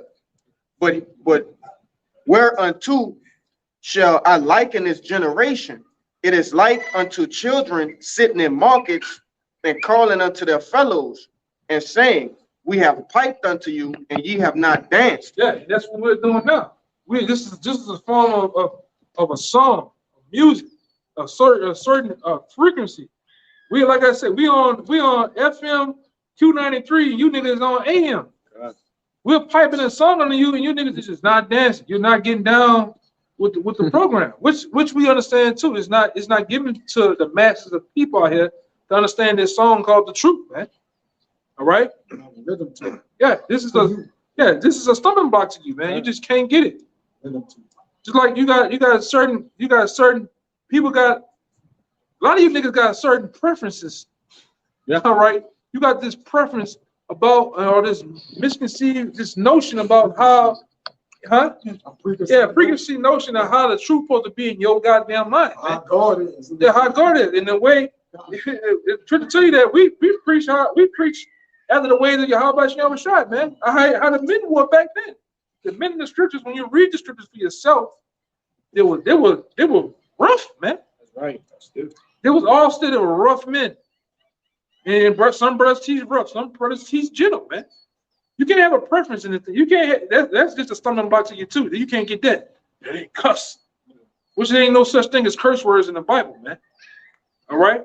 You want to have a preference to where. That's why a lot of you guys are still sitting at home watching the videos, bullshit, man. Because you got a preference. Oh, they got to be sunny. The bird got to be turned. Can't rain today. Can't be too hot. Can't be too cold. All right. Oh, the leader of the camp. I don't like the way how he just his head shake. He's serious. Huh? He's serious. Yeah, too serious. Oh, the signs. And look at the sign. You can't, hey, that's on you. If that causes you not to follow the Lord, hey, so be it, man. That's why I say even the teachings, the doctrine is a stumbling block to a lot of you guys. All right. Elder, if I could add along what you just said, I was just watching a video probably yesterday with the Elder Ariala, and it goes exactly to what you said. A requirement of being in this truth is adaptation. You have to be able to adapt to anything and everything. You know, the spirit moves how it moves, and just how the men speak. Different men speak how they speak. But that is a very high requirement of adaptation in the truth. Yeah. Because a lot of you just tuning in, man. All right, you just tuning in. You didn't see the other years of process, me and certain other brothers growing into what we are now. You didn't see that process. You just tuning your ass in. You gotta catch up. Yeah. You gotta catch up. Yes. And this truth have evolved, man. The apostles have evolved into bigger, and greater men than they are, man. You just tuning your ass. You didn't see the process of me struggling and trying to get this and then blossom into what it is, man. Just because you might tune into one day, brother Raw, that just supersedes every goddamn thing else of what he's saying as far as the truth. So one day you tune in. It might be that one time you tune in, you hear everything pleasant and nice. And then another day comes, the brother Raw, you just, oh, hell with it. It can't be the truth. Yeah, it can't be the truth, man. He's talking about the black queen. Brenda had a baby. That's it. It's true, man. Yeah. If Brenda had a baby, niggas, man, you niggas are gone, man. Go ahead, brother. Other Yashima at this point, he was like, if you were to take a glimpse of Yahushua when he was cussing out people and he was upgrading the city, if you were to just take a snapshot of that, it would just seem like a madman. You gotta look at a man's whole story. Yeah, I look at a particular book. They call Yahushua.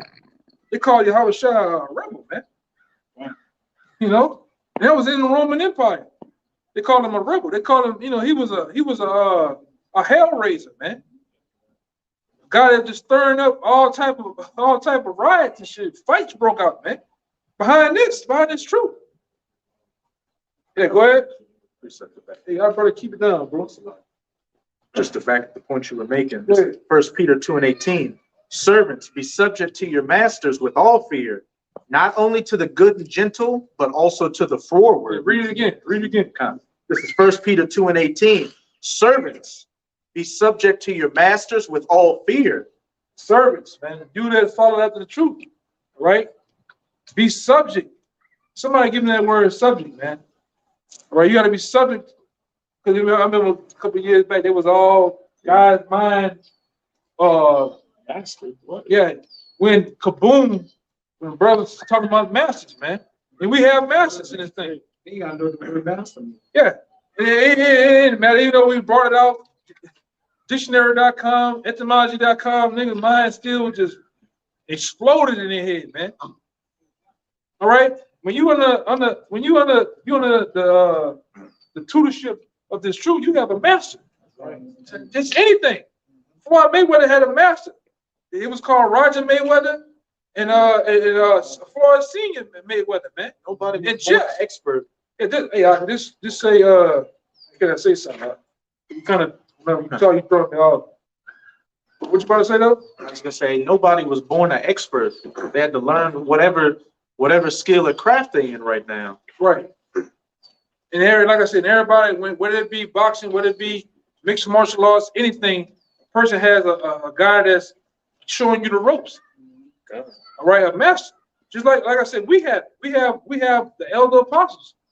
All right, and those men show brothers the right way how to do it. That's why we say rule well and teach well, man. All right, and it just is what it is. Go ahead, Doc. It's that word subject. This upatasso, it says to arrange under, to subordinate, To arrange under. Go ahead. to subject oneself, obey. To subject oneself to obey. All right? Go ahead. To yield to one's admonition or advice. To yield to one's what? Admonition or advice. Admonition or advice. Come. In which brother gives sound advice. And also, guess what? Sometimes the master, the elders apostles say that come number time, hey, I learned from you, brother, sometimes. Some brothers put out videos so heavy. The elders learn because we always learning, man. Just because those men been in the truth 30 plus, almost 40 years now, they learn from the men that's under them that they actually, because they are spiritual parents, they learn from us, man. Just like we learn from them. This is a revolving door of knowledge, man, that's going on. And then when we all together, guess what? We are more powerful in knowledge. You got brothers that, if you pack all this together and add the numbers up, that's a lot of knowledge, man. But you know things that I probably don't know. And I know things that you probably don't know, man. But when it all comes together, it's powerful, man. All right? And we ain't, like I said, we ain't out here, knowledge, hard knowledge to ourselves. This ain't for me, man. This is for your Howard Shai. Howard Shai told, what I gave you, you go out there and give it to others, man. That they may know. All right? Go ahead, You know, it's to glorify ourselves either. Yeah, with some men are. Yeah. Some men are in there to glorify themselves, man. The biggest nigga got them, the Vegeta got their Vegeta going on this shit, man. I'm serious. You put an edit point on him, that nigga look like Vegeta out here, man. All this shit, big, yeah, bands and boots and shit, man. Jake be looking crazy. Like one nigga had 2 dead foxes on him, man. That nigga trying to glorify seeking preeminence, man. Nigga had 2 dead coyotes, man. Oh, what the fuck that was? It's just sitting on here up there like a Power Ranger, man. Jake thrown off, man. It ain't teaching no scriptures. At all, man. You got the other nigga we ran into, remember? He on a video like this. Big black bald headed nigga, man. Yeah, that's shirt buttoned up. yeah. Wait, His polo was all over. he had a turtleneck polo. God damn, man. Yeah, like this. Jake Bug, man, Jake gone, bro. Go ahead. To obey, to be subject. This word was a Greek military term meaning to arrange troops in divisions in military fashion under the command of a leader. Under the command of the leader. All right, and then when them guys in the military, they have a lieutenant, a captain, somebody that's over them that they obey and listen to, man. Jake understand order perfectly when it comes to Esau shit. Oh, yeah. Corporate America, the military. That job, Yeah. They can have a boss, but not a master. Yeah. yeah. Which is the same thing. Exactly. It's the same thing right here.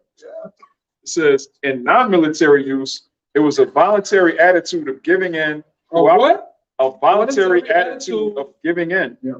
cooperating, assuming responsibility, and carrying a burden. Coming under a man. Because sometimes, and I done seen it with the other parts, sometimes they might tell you something in your mind, you may seem a little, why would he tell me that? Well, but he's really trying you to see if you just obey orders, man. Hey, brother, I understand where you at. Just stand right there, take notes. We'll see what you do. Jay can't do that. I gotta do it, man. You know?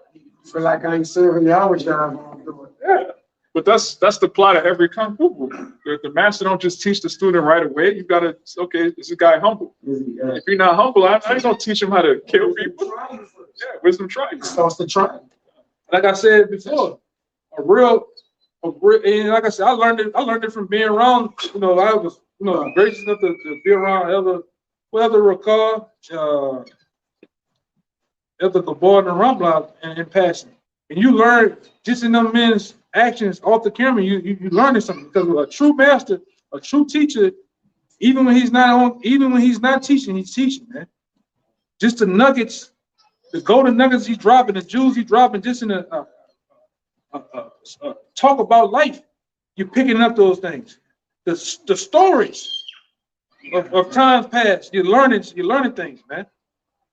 And this is in the action and the way they conduct themselves, the way they're just meticulous about certain things they do and how you learn it, man. Fuck is what you around for? You ain't learning nothing. You just run here looking on, what the fuck going on, man? You all zapped out like the guy from Futurama and shit. Hey man, pick up the nuggets. Pick it up.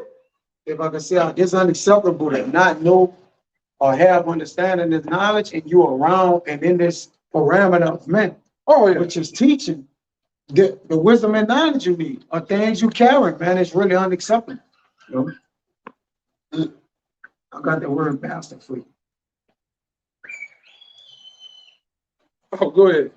This master, it says a man having control or authority over a place, a teacher or tutor of children. Which, when it says in, I believe Galatians 4:2, we are the governors and tutors to the time appointed. That's the masters, man. Right? This got some smoke in here. It says a chief head, director, a teacher, it says, he who is greater, right? Mag, you get master from mag, which it means great or influenced by. It says, as man eminently or perfectly skilled in something, which the men that we learn under are perfectly skilled in the word of the Lord, man. It says a wisdom rain down skill, right? So we have to get under masters to learn the skills, man. You know, when and how to apply to the skills, man. Who is coming? Whereas, One who is chief teacher of another in religion or philosophy, man. A religious instructor, a spiritual guide. well, you know, Come a lot of on, times those religions talking about in discipline, man. That's right. All right, because this is you get into this, you get yeah, you learn how to worship and you learn how to get in discipline of the ways of Yahweh Shem Shai, man. Right, disciple. How to be a disciple, right? And it's just that's just what it is. Where you had something? You got a little more? The meaning, one chain charge with the care, direction, oversight, and the control of an office or business, or one, the office. There's plenty of scriptures about how this is a business. This is a spiritual business, all right? That the Lord put us over, and it has to be run. It has to be ran right, man, in order. That's what scripture says. Let everything be done decently in order, man. And there's orders, there's things how protocols and things how things supposed to go, man. And all this is set up to do what? That the word of the Lord be taught in the right way, man. Not be held up by our own what it is, ego and pride, man. Go ahead. In the broadest sense, which shows you that the men that is dealing and over us, they do have particular things that they can do according to what you may not see as foresight. It says in a broader sense, one who has power to control, use, or dispose of something or some quality at his will, which the Lord, so those men institute particular orders or give us certain things to do that will be in the spirit of the Lord, because he got the right to do and dispose things at his will, man. For for the men that's under him. So they be like, how you saying that? Or what he did that for? It be a spirit of the Lord working through him. You got it. If I could say, and that's where trusting in the Lord come in there. Because if you don't trust the man in front of you or the man that's over you to give you a certain particular order to do something, then what you really doing? As will. Yeah, I trust you brothers to give, if you tell me to do something, and I know you brothers look at it as the apostles, the apostle, if they tell you to do something, you're gonna do it. You have the faith in the Lord, all right, that he put these men over you for a reason. Right. You got it, bro. Ain't nobody lording over nobody, man. That's right. I was just bringing this out as a small example too. Go ahead, bring them out. It's 2 Corinthians chapter 12, and I started 11. It says, I am become a fool in glorifying, ye have compelled me, for I ought to have been commended of you, for in nothing am I behind the very chiefest apostles, though I be nothing. Truly the signs of an apostle were wrought among you in all patience and signs and wonders and mighty deeds. For what is it wherein that you were inferior to other churches, except it be that I myself not burdensome to you? Forgive me for this wrong. Behold, the third time I am ready to come to you, and I will not be burdensome to you, for I seek not yours, but you. Yeah. For the children ought not to lay up for the parents, but the parents for the children. There's another one though. It said, it's Paul talking about receiving money so that I have not power. I can't remember. It's in the New Testament though. It kind of escaped. When he say he wants you and not what you have. No, that's the one he read right there. There's another one that he said, it said something about that I have not power. Oh no, he could have had power, but he didn't use it. Yeah, that's what I'm looking at. Yeah, he had the power, but he didn't use it. Yeah, He didn't abuse his power. You had mentioned this earlier. We'll start at the top there. This Galatians 4, starting at 1. It says, now I say that the heir, as long as he is a child, differeth nothing from a servant, though he be Lord of all. So we got to be like little children when we come to the truth. And a child is like a servant. It says, but is under tutors and governors, masters until the time appointed of the Father. So you basically come into this truth to serve, to learn how to better serve Yahweh Bashem Yahweh Shai. That starts with serving elders, serving brothers, learn how to be a servant. Bring it up. You got it? Guys, 2 Thessalonians 3, we'll start verse 8. Neither did we eat any man's bread for naught, but worked with labor and travail night and day, that we might not be chargeable to any of you, not because we have not power, but to make ourselves an example unto you to follow us. Bringing that back into the master, because the masters sometimes brothers have power to do and say certain things, but they just don't. You know? And then like I said, it just be like that sometimes. It just depends. It depends on whoever the elder or the apostle is, man. Some of them raw, some of them it's mellow, some of them just cool, man. And like I said, sometimes it depends on the day. It just depends on the day. You know what I'm saying? Which we all like that. Sometimes you just be raw in the spirit, man. All right, but does that make the man, does make the man not great? You don't represent? No, it is what it is, man. You know.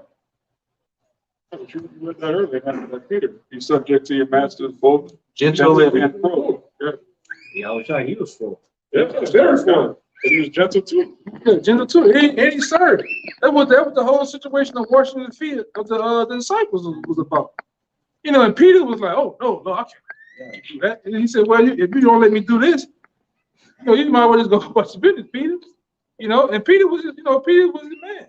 That was his man. It was it not? He said, "On the you, I'm gonna do what? Lay this rock, right?" So he was straightforward with it, man. He was straightforward. It is something that it is what it is, That was it. That was it. Yeah. This is You had something? No. You don't have somebody? It kind of changed, but I mean, I guess we still could apply it though. Sirach 39 and 24, as his ways are plain unto the holy, so are they stumbling blocks unto the wicked. Read it one more time. Okay, this is Sirach 39 and 24, as his ways are plain unto the holy. See, his ways, where are the ways of Yahweh Shai is found in these scriptures? His ways are plain unto the holy, all right? Those that are set apart, all right, that are pretty much seeking after him. The ways of the Lord are plain unto them. But it says what? So are they stumbling blocks unto the wicked. But these same ways, these same scriptures, the same ways are stumbling block to the wicked. All right? The wicked gonna find every excuse, every little small knick-knack thing to try to, go back and forth on why this ain't the right way, why this and that. Niggas argue about anything, man. Go ahead. Yeah, that was it. That was it. Yeah, look, I had two, and then it is his ways too. Like you said, you got older men, younger men in this thing, men that know a lot, men that don't know much. It's all in his ways too, man. All his plans. And that's a stumbling block for Jake when they come up like, "Oh, these guys, it should be one of y'all. Y'all look older. Why y'all ain't to leave the camp?" Shit like that. Right. Why is he teaching? He can't teach me nothing. Shit like that. You do me. Yeah, so you deal with him. But it's all the way to post out, man. Yeah, that was your niggas' problem back then, man. That's how we know that you the people. You was doing that same shit to Moses, man. No more talk to Moses. We don't want to talk. You want to talk to the big man himself. They're like, "Hey man, I don't know if that's what you want to do." But you niggas still insist on talking to the Most High. So the Most High to come down and shake shit up to where you niggas, "Oh no, we don't want to talk to him. We'd rather deal with you." You niggas always had a preference about shit, man. What you have today? You niggas always had a, huh? What you about to say? I said, "Oh yeah, still don't be satisfied." You still don't be satisfied, man. There's no way to please. The only way to please you niggas is putting a lot of you niggas to death, man. Right. All these goddamn purposes you got, man. Who you think and who you believe to be the men in the Lord and shit, man. When the Lord says it's set up and set dead in your goddamn face, man. You just don't like it. Right? We just don't say what you want us to say. All right? how you want us to say. How you want us to say it, man. Like I said, if imminent danger was set in place anybody out here, like, I'm just going off the cussing thing. The imminent danger, we was on a construction site, all this goddamn machinery, wrecking balls flying around, and you in the way just, man, get the effort, you gonna get the hell out the way, man. Oh, that hurts your feelings. I'm ready to quit. That's you niggas, man. But when you go out there to those different sites like that, refineries, construction, anything with heavy machinery, the men talk like that, man. Still, very austere, very direct to the point, man. But you might not know that because hey, man, you niggas been there piss smart all your goddamn life, man. I don't know, but the men, real men talk rough, man. Yeah. Just like those men in the street was very rough. Very, very rough, man. Like I said, to the point, niggas' feelings got hurt, man. Okay? But that's the thing about it. And like I say, the Lord said those things in plain sight for it to be a stumbling block to you. Like I said, a lot of your feelings get hurt off the very most smallest thing, man. Okay? You still have that, yeah. This is 1 Timothy 6, verse 1. Let as many servants as are under the yoke count their own masters worthy of all honor, that the name of the Most High and his doctrine be not blasphemed. And they that have believing masters, let them not despise them because they are brethren, but rather do them service because they are faithful and beloved, partakers of the benefit. Yeah, and look at the apostles, man. 40, almost 40, 30 plus, 35 plus years, 40 years, man. More. Let them be honored, man, of that. Double honors of that, man. Because look how much they dedicated lives to the faith, right? And so much more, you brothers that can't just coming in. The men that sit up, elder brothers that sit up before you. Look how long they have, in which a lot of times it's been a short time, you know what I'm saying? It's a short time, but hey, those are the men that fought for Yahweh Shai that stood stiffly, man. And continue to stay stiffly through all the bullshit. Okay, go ahead. These things teach and exhort. Yeah. That's why we talk about, a lot of times we get into the old videos and different things, the apostles' teachings and how they was coming up when niggas trying to combat them and come up against the word, man. Go ahead. Read it again, though.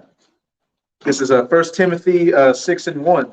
Let as many servants as are under the yoke count their own masters worthy of all honor, that the name of the Most High and his doctrine be not blasphemed. And they that have believing masters, let them not despise them. Yeah. Which a lot of men despise their masters, man. Right? For whatever reason. For some reason, I see why Moab always made those kung fu movies like that. You always had the guy that the master dedicated his time teaching, patience teaching, then nigga always come up against the master, man. Always, for some strange ass reason, they always do, man. This is fucking shit. Go ahead, brother. They always die. Yeah, you got the villain of the movie who is the bad disciple. And what does he always have? He has a gang that's going around and killing and robbing and fucking people up. And most of the time, what? He attacks the village that the main character lived in. He killed his mom, raped his woman, so then he goes to the kung fu master and then what? Learns the right way to do things and rips his spine out at the end of the movie. And some of you niggas you just ain't right, man. You just ain't right, man. Go ahead. Yeah, you a megalomaniac, you want to be the leader, or you just a spoiled brat. You can't be told no, you can't be corrected or anything. Hey, go ahead. And this is the book of Sirach, chapter 6. And I guess I'll start at 33. It says, if thou love to hear, thou shalt receive understanding, and if thou bow down thy ear, thou shalt be wise. Stand in a multitude of the elders and cleave unto him that is wise. So you got to make yourself a servant unto the masters, all right? Unto the men who were before you, all right? Those that have that knowledge, wisdom, and understanding, who are perfect in it, all right? Who are complete in it. And it reads, it says, be willing to hear every godly discourse, and let not the parables of understanding escape thee. That's it. No, Salakia. Verse 36, it says, and if thou seest a man of understanding, okay, if you recognize a master, which these masters, okay, of the scriptures, these are the masters of all right? You can't really go up more higher than that. And it says, get thee betimes unto him, and let thy foot wear out the steps of his door. All right, so hey, once you find that master, you cleave to him, you get under him, like Mr. Miyagi to Daniel-san. Every day, you know, in that particular movie, Daniel-san, after school, he went straight to Mr. Miyagi house, you know, trying to soak up all of that knowledge, wisdom, and understanding that was just oozing off of Mr. Miyagi, you know. But that's the precept, man. This is Sirach 32:17. Might be the one I was looking for. It says, a sinful man will not be reproved for finding an excuse according to his will. And like I said, that's most of that's obviously the explanation of the 2/3, man. You know, they find an excuse of their wrongdoing. They're going to continue to do their wickedness, but you know, try to find an excuse to continue to do so. And it says, a man of counsel will be considerate. You know, a man of the law, we're going to abide to our teachers. We're going to be considerate once that counsel comes upon us. You know, we're going to hear him out and, you know, and obey, you know, obey our masters. But a strange and proud man is not daunted with fear, even when of himself he has done without counsel. And we're supposed to do everything without counsel in this truth, as the elder brother was going into. You have men that have been laboring. You have men that have been laboring before you, that have gone through many different experiences and can tell you how to go about it accordingly. But you got to take it within yourself. You got to humble yourself to understand that. Like, look, I don't know everything. You got to get out of that mentality of the world, that know-it-all mentality, and just humble yourself down and learn and receive that counsel. And then look, just to help you get you through a situation you in, and just overall just not be a hindrance to the body, but a benefit to the body. Don't become a damn rebel. And ultimately, that goes into pride, man. And we also know that, we also know that the Lord hates a man with pride, man. Put that pride to the side, man. We all have to become a student at some point. You know, we have our teachers ahead of us, but we all have to be a student at some point, that we have to sit back and learn, man. If we don't know everything. Yeah, appreciate it. Okay, you got it. Yeah, it's backing up exactly what you just said, bro. This 1 Peter 5:5. It says, likewise, ye younger, submit yourselves unto the elder. All right, when you go into that word submit, it means to place oneself under the control of another. So you have to actually place yourself under the control of the men who've been laboring and doing this thing for a set amount of time. All right, it says, yea, that all of you be subject one to another and be clothed with humility. For the Most High resisted the proud and giveth grace to the humble. You know, just like the brother was just saying. You know, if you're prideful in this thing and you can't submit yourself unto an elder brother, all right, or a head of the camp, or a men that's just been laboring for a longer period of time than you, then this not the thing. This not the route for you to go, man. You know? You gonna say something? Yeah, I just wanted to say something about that. All right, we took a trip to Dallas, okay, and you had eldermen, Elder Ariala, okay, Elder Yashuamba, and these men, they served other men, men that was under them, okay, new brothers, including myself, they served these men, different place, and you know, that's a part of that humility. All right, Jake wouldn't fix you a goddamn cup of water in his house, you know. Hey, when a lot of Jake's, as sad as it is to say, when Jake's fellowship and get together, Jake will sit on the couch and just wait for the food to be ready. Yeah. Jake, it should be in Jake's spirit to, you know, you see the brother maybe, you know, cutting some vegetables or something like that. Hey, you need some help doing that, or when the food's ready. Don't be the first one to, with your eyes wide open, to go there and make yourself a plate. Go and make other brothers a plate. Think about others before you think about yourself. And I'm trying, if y'all know it off the top, it said, where in the scripture, Yahushua said, the Son of Man came not to be ministered unto, but to minister. Or Yahushua came to serve. He came to serve his fellow servants. He came to serve the nation of Israel. And we're coming in that same stead. As Elder Brother brought up, Yahushua washed the servants' feet. That's a very humble thing to do, especially with how great Yahushua was. You the Son of Man. You, the Son of the Most High, but you're washing men that are, beneath you, not in a negative way, but men that are underneath your authority's feet, which is what the people in this world, a nigga in this world wouldn't even think to even, get another man another shirt, let alone wash his feet. So what we're learning is what we're learning through this knowledge, wisdom, and understanding is just how to be better servants to what? Become better masters. Because how can somebody become a teacher unless they were a student? I heard the brother Amawad said this a good bit of time.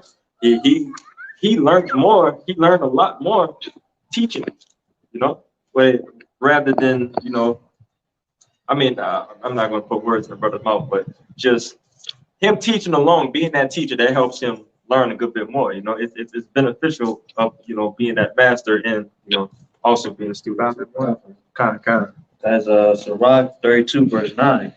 If thou be amongst great men, make not thyself equal with them. Hey, if thou be amongst great men, make not thyself equal unto them. And that's a hard thing for Jake out here. Every Jake wants to be, the alpha male, the chief, the leader out here. But in order to come into this thing, you got to serve. Remember, Yahushua came not to be ministered unto, but the minister. We're all servants underneath Yahweh Bahashem, Yahushua in their order. And let me get it, what it said in Romans real quick. Romans 14. Yes.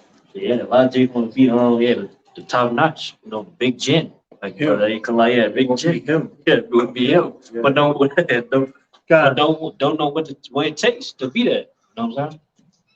Like they say, that old cliche saying, everybody won't be a chief. We don't even have enough Indians. Romans 14, 4 real quick. I got it. You have to just get that Romans 14, 4 real quick. This one, kind of. And then we're going to go back to that. It's the book of Romans, chapter 14, verse 4. It's stuck together. I got it right here. I got Oh, you got it? It says, who art thou that judgest another man's servant? To his own master he standeth or falleth. Yea, he shall be holden up, for the Most High is able to make him stand. Who art thou that judgeth another man's servant? And in this truth, of course, there's a rank. There's the elders and the leaders and everything. But hey, we treat each brother as if they were Yahushua, right? Because we don't know who each of these men are. You could be, a higher spirit in a past life than another brother, but in this life, you're underneath him on this, and he's on top of you. But regardless, every brother is not the Lord over brothers, or treat a man like a nigger, or look down on him, or anything like that. We're supposed to be bringing back that brotherhood, that ancient way of serving each other. I got that one you was looking for. You want me to continue on this? Oh, no, that was it. I got that one you was looking for earlier. Which one? Minister. Kind. Get it real quick, then we'll go to that Sirach and get y'all's precepts afterwards. It's Matthew 20 and 27.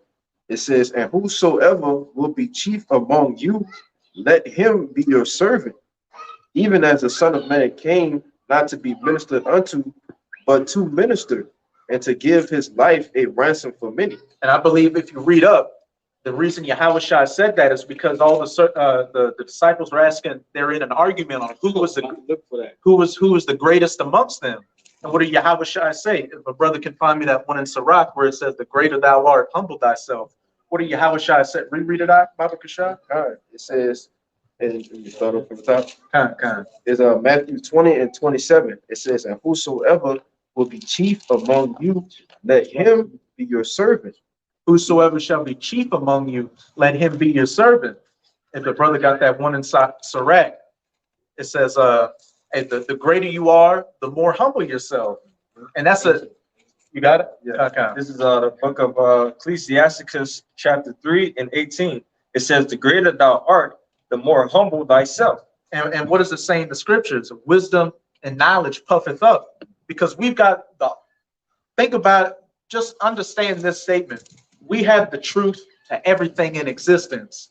That all the questions, the great mysteries that people always had questions to, we have this knowledge of it and can break it down. And we've been given it. That we didn't get it of ourselves, which should just make you humble in itself. That we didn't get, and it says that in Romans. I think it's not Romans, Corinthians. I think it's 1 Corinthians 7. But we were given this knowledge by Yahweh Bahashem Yahweh Shai. So we have no reason to be proud about it.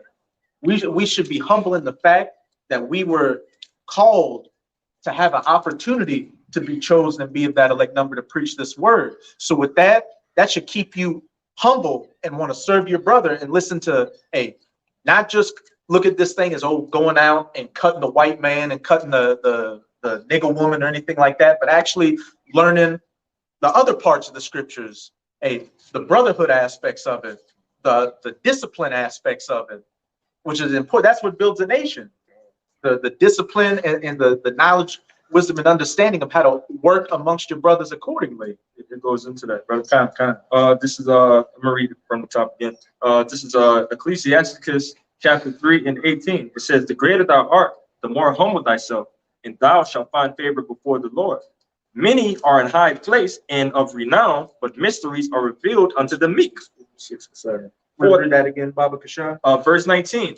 "Many are in high place and of renown, but mysteries are revealed unto the meek." Hey, and what does it say in 1 Corinthians, I believe it's chapter 2? The Most High didn't choose the great things, the most renowned things of the world, but he chose the basest things, the lowest things to confound the wise. Verse 20, it says, "For the," did I just read that? I'm gonna read 20. "For the power of the Lord is great, and he is honored of the lowly. Seek not out the things that are too hard for thee, neither search the things that are above thy strength." But this is 22, going to go with the discipline. And if I could say real quick, so I lost my train. Read it again. This is verse 20. "For the power of the Lord is great, and he is honored of the lowly. Seek not out the things that are too hard for thee, neither search the things that are above thy strength. But what is commanded thee, think thereupon with reverence, for it is not needful for thee to set with thine eyes the things that are in secret." Hey, just stay in your lane and be humble. Every brother's got their own talent and their own lot in this thing. And you see, when everything's working in order and brothers are being in a humble spirit, a contrite spirit, that's what I was trying to remember. What does the Most High want? He doesn't want sacrifices and oblations or anything like that. He wants a humble and a contrite spirit. That's what the Most High, that's the main thing the Most High is looking for, is a humble and contrite spirit. I've given you this knowledge. I've given you this great understanding. But what are you going to do with it in regards to your brother? Are you going to lord over your brother? If a brother may not know as much as you, so to speak, are you going to look down on him? Are you, it's just some nigga? If a new man comes into, if a new sincere brother comes into the truth, and he's young, and of course he doesn't know as much as you, how are you going to treat that man? Are you going to open up to him? Are you going to be close to him? Like this thing, you got to put that old man to death, that old selfish, just disgusting spirit from the world out of here. You got to become a new man. Like we said earlier, there comes a point to where you gotta live as an Israelite. You gotta not just be a nigga that knows he's an Israelite. This isn't just about memorizing precepts. It's actually about changing your lifestyle, looking at the paths of old and walking in those paths. You have to be born again. Mm-hmm. So very. Okay, so got that. Yeah, we'll get that afterwards. Guys, Sirach 32, verse 9. "If thou be amongst great men, bring not thyself equal with them. And when ancient men are in place, use not many words." Don, we'll read it again, Bible. It said, "And when ancient men are in place, use not many words." Hey, know your lane. Know your lane, just hey. And it says somewhere else in Sirach that hey, be quiet. Pretty much just be quiet, and there'll become a time when they ask you for a question, like the elders will ask you a question, and even when you give an answer, hey, let your words be infused. That's giving reverence to him. You're not trying to make yourself equal to him. And you got it. So we start verse 7. Speak, young men, if there be need of thee, and yet scarcely when thou art asked twice or twice asked. Read 8. Let thy speech be short and comprehending much in few words. Be as one that knoweth and yet holdeth his tongue. And that goes into the later verses, making yourself not equal, to your elders, and that takes humility as well to know. Look, hey, I'm gonna just give the shortest answer I can, and I'm gonna just sit in the cut. And it also says, and I believe it says in Proverbs, it talks about sitting in a lower seat instead of sitting in the preeminent seat, to where the master of the house says, hey, get you out of that place and go to a lower seat, because a man greater than you has arrived. But if you sit in that low seat, being humble, the greater thou art, the more humble thyself. Those are the situations that come where it's like, hey, what are you doing back here? We've got an open seat up here. Move up to a higher position. The Most High will level you up if you just, actually learn what the scriptures are saying and just being that humble, contrite spirit. I was gonna say, when you start to seek these different positions, right, that's what it's going into, is you start to make yourself a fool, man. You start to make yourself look stupid. Are you trying to supersede brothers and go above brothers when really you really under brothers, and you'll never do that, because them brothers, they probably they being meek, they being humble, but really the Lord see it. He see, hey, that brother might know more than you. He might be heavier in his spirit. You never know that, dude. They holding their cards, man. But you want to say something? I want to back up and say, yeah, like basically try to press, Yeah. top men by doing too much. Yeah, all you're doing is you're embarrassing your own self, man. And then what they do, they ask you something that you act like you know it, or you act like you should be in a position to know certain things, but when really you really don't. You try to impress them, but it backfires. And that's that. And certain, most men, they fall out because of that. Because now you've been made ashamed. All right, you feel like you're ashamed to the ministry, and it's like ain't gonna turn it back at that point. That's why you gotta stand in your place, like the brother was saying. That's the main, to back you up, that's one of the main reasons most people always fall out, is because of what? They want the preeminence. They want to be the guy that shines. They're a petulant, just spoiled brat. They just can't learn that humility and learn to stay in their lane and just know when it's time to say something, and when it's required of their knowledge, and then when just sit back in the cut, be humble. If I could give a quick testimony, brother, and again, harping on that Dallas trip, because that was a very spiritual, beautiful trip out there to Dallas with the brothers, man. I was venting to the El Darial. I was like, man, sometimes I'll be having these precepts and stuff that I really want to bring out, but I just can't get them out sometimes. But he was like, just straight up, hey, sometimes you just need to shut the hell up. Shut up. Just be quiet and serve your brothers and do what you do what you can and do what you need to do. But that wouldn't sit well with some men. Well, nothing. I was just gonna say, and the Most High, Jay got to be picking up with the situations the Most High be putting you into, because that's a very beautiful point you made. Sometimes you may have a precept that's going with the topic that the teacher, the speaker is saying, and it's just like you know it, and if other brothers heard it, it's like you pulling out that flaming sword and slicing and dicing. But what? It doesn't come out. Other brothers got precepts before you, or it just doesn't come out, and it passes. The situation passes, and that precept doesn't come out. How are you going to handle that? Are you going to feel some kind of way in the spirit, like, oh, I'm getting neglected over here? Oh, what's this brother? The precept he brought out is less than the precept I brought out. What kind of spirit is that? That's the Most High testing you to see how are you going to react in that situation, because more often than not, what happens? The topic comes back around again, and it's even a better instance for you to bring it out. Or what you gonna do in that moment? You gonna let them demons get in your head and be like, man, like you said, the brothers neglecting me, they doing this. Nah, man, shut the hell up and let the spirit flow how it flows. It comes back. Yeah, Well, I was gonna say, if the Lord wants your precept to come out, it's gonna come out. If he want them words to be spoken, they're gonna be spoken. That happens to brothers every lesson, every camp. You know, that always happens. So that should be no thing for you to let, brothers get their own things on. Yeah, I'm gonna say, bottom line is, like, we're not in the truth, like, but to ourselves, to glorify ourselves, it's not, our truth, it's not our words. Hey, Yeah. yeah, how was shot? You actually get that, you got that Corinthians? This is gonna back up exactly what you just said, because what did Yahushua say? The Most High could raise up stones to do this work if he wanted to. We were risen up to do this work. As easily as the Most High could raise you up to get this knowledge, wisdom, and understanding, is as easily the next day you could be bugged out, and the Most High could get a guy that looked just like you to come in, that sound just like, have the same spirit just like you to come in. But you got that First Corinthians? It's 1 Corinthians chapter 4, verse 6.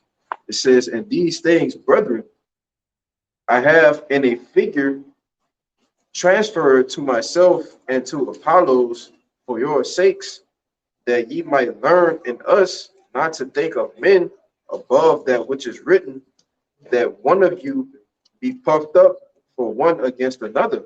And that one of you be puffed up one against another. Because again, this knowledge, wisdom, and understanding, hey, it builds up your confidence, but if you don't keep it in check, it can build up your pride to where you're thinking, oh man, I got this. Oh, you getting that spirit and that's a demon too. The getting likes and comments on your videos. That could another test from the Most High, seeing how's he gonna take this. That could puff you up and start getting you to think, man, I know more than the apostles and elders. They broke this down wrong completely. Now I'm gonna come out with a video really showing them how to do it. And then what? You wax worse and worse. And then, hey, the story of all these bug outs out here, bugged out, become a scoffer camp, run out of steam and go back in the world, or just go straight back into the world in a much worse case. It's verse 7. It says, "For who maketh thee to differ from another? Or what hast thou that thou didst not receive? Now, if thou didst receive it, why dost thou glory as if thou had not received it?" As it says, "And what hast thou that thou didst not receive?" We received this knowledge, wisdom, and understanding. And we didn't wake up to it and decide to follow Yahweh Bahashem Yahushai. Yahweh Bahashem Yahushai, called us to wake up and understand these words and be in these positions. And what hast thou that thou didst not receive? Now as thou didst receive it, why dost thou glory as if thou didst not receive it? You get puffed up and you start to think you just the master. You Moses out here. You Moses, you Yahushua, King. That's a mega demon out here thinking you King David. You out here riding on horses, just bugged completely out. And that all just goes back to what? Not understanding that one of the major points of this truth is being humble, coming in that humility spirit, that thou came, as Yahushua said, I came not to be ministered unto. I came not to serve and lord over the brothers and sit on my throne and be the first one to get the chicken and the asparagus and the salmon. But hey, I see a brother over there, I'm gonna make a plate for him. Or hey, I see a brother may need some help with something. I'm gonna get up, go into the kitchen or whatever's going on. I'm gonna help this brother out because that's my brother, and that's what Yahushua did, and that's what I know I'm expected to do. And that keeps you humble. That keeps you humble to constantly be in a state of serving. It doesn't build you up to think you're holier than thou, that you're better than the man next to you. You got a quick, we'll get that Matthew 23 over to. We'll get that 23. We'll get you. Get you some mic, and then we'll go back to you for sure. Because a lot of y'all out here are coming in that Pharisee spirit, where you just want the preeminence, the image out there. You want to be seen as that dude, but when you actually look at the substance of how you're acting, what you're saying, it's nothing. It's dirt. It's the spirit of the world, which is Hebrew trimmings on it. What's that? Which one? The Matthew 23? This is Matthew 23, starting at the top. It says, "Then spake Yahushua to the multitude and to his disciples, saying, the scribes and the Pharisees sit in Moses' seat. All therefore whatsoever they bid you observe, that observe and do, but do not ye after their works, for they say and do not. Keep going. For they bind heavy burdens and grievous to be borne, and lay them on men's shoulders, but they themselves will not move them with one of their fingers. Hey, you're in that position to where you putting laws and orders over people that you don't even follow. And we see that in a lot of these other camps out here. One example is what? Oh, brother, that wife you've got, she's not good enough for you. You see one of our higher ranking officials over here. We think that would be better for your spirit to go deal with her. For you, that would be better for her, your wife, to you to divorce her and go to deal with you, when you know damn well if you tried to pull that with one of them, they off with his head. Get the fuck out of here. Continue. This is verse 5. It says, but all their works they do for to be seen of men. They make broad their phylacteries and enlarge the borders of their garments. They want that preeminence, that outside man image to be glorified. They're not working on the inner man. They care about the concerns and the opinions of others in this world instead of actually what? Caring about what the truth is. Doing what everything says according to the scriptures, which is, as we've been going into, is what being in that humble and contrite spirit, seeking the lower position that you may be risen to the higher position instead of just coming out from the rip, wanting to be the top master, the grand poobah, the rabbi. If I could say, hey, look at all the men of old, right? King David, okay, Gideon, going into all these different men. The Lord chose those men, and they were in lower positions than their peers. You can't just come in this thing just now you King David or this high man of great stature. No, the Lord chose those men for a particular reason. But King David played the harp for Saul. That was his music, man, that makes Saul feel good. And where King David start off as? He was working with the sheep and the goats, cleaning out the pens. And what his father Jesse thought his other brothers should have been king, because Jake was strapping, he had the big beard. They looked the part. Jake had the big beard, he was strapping.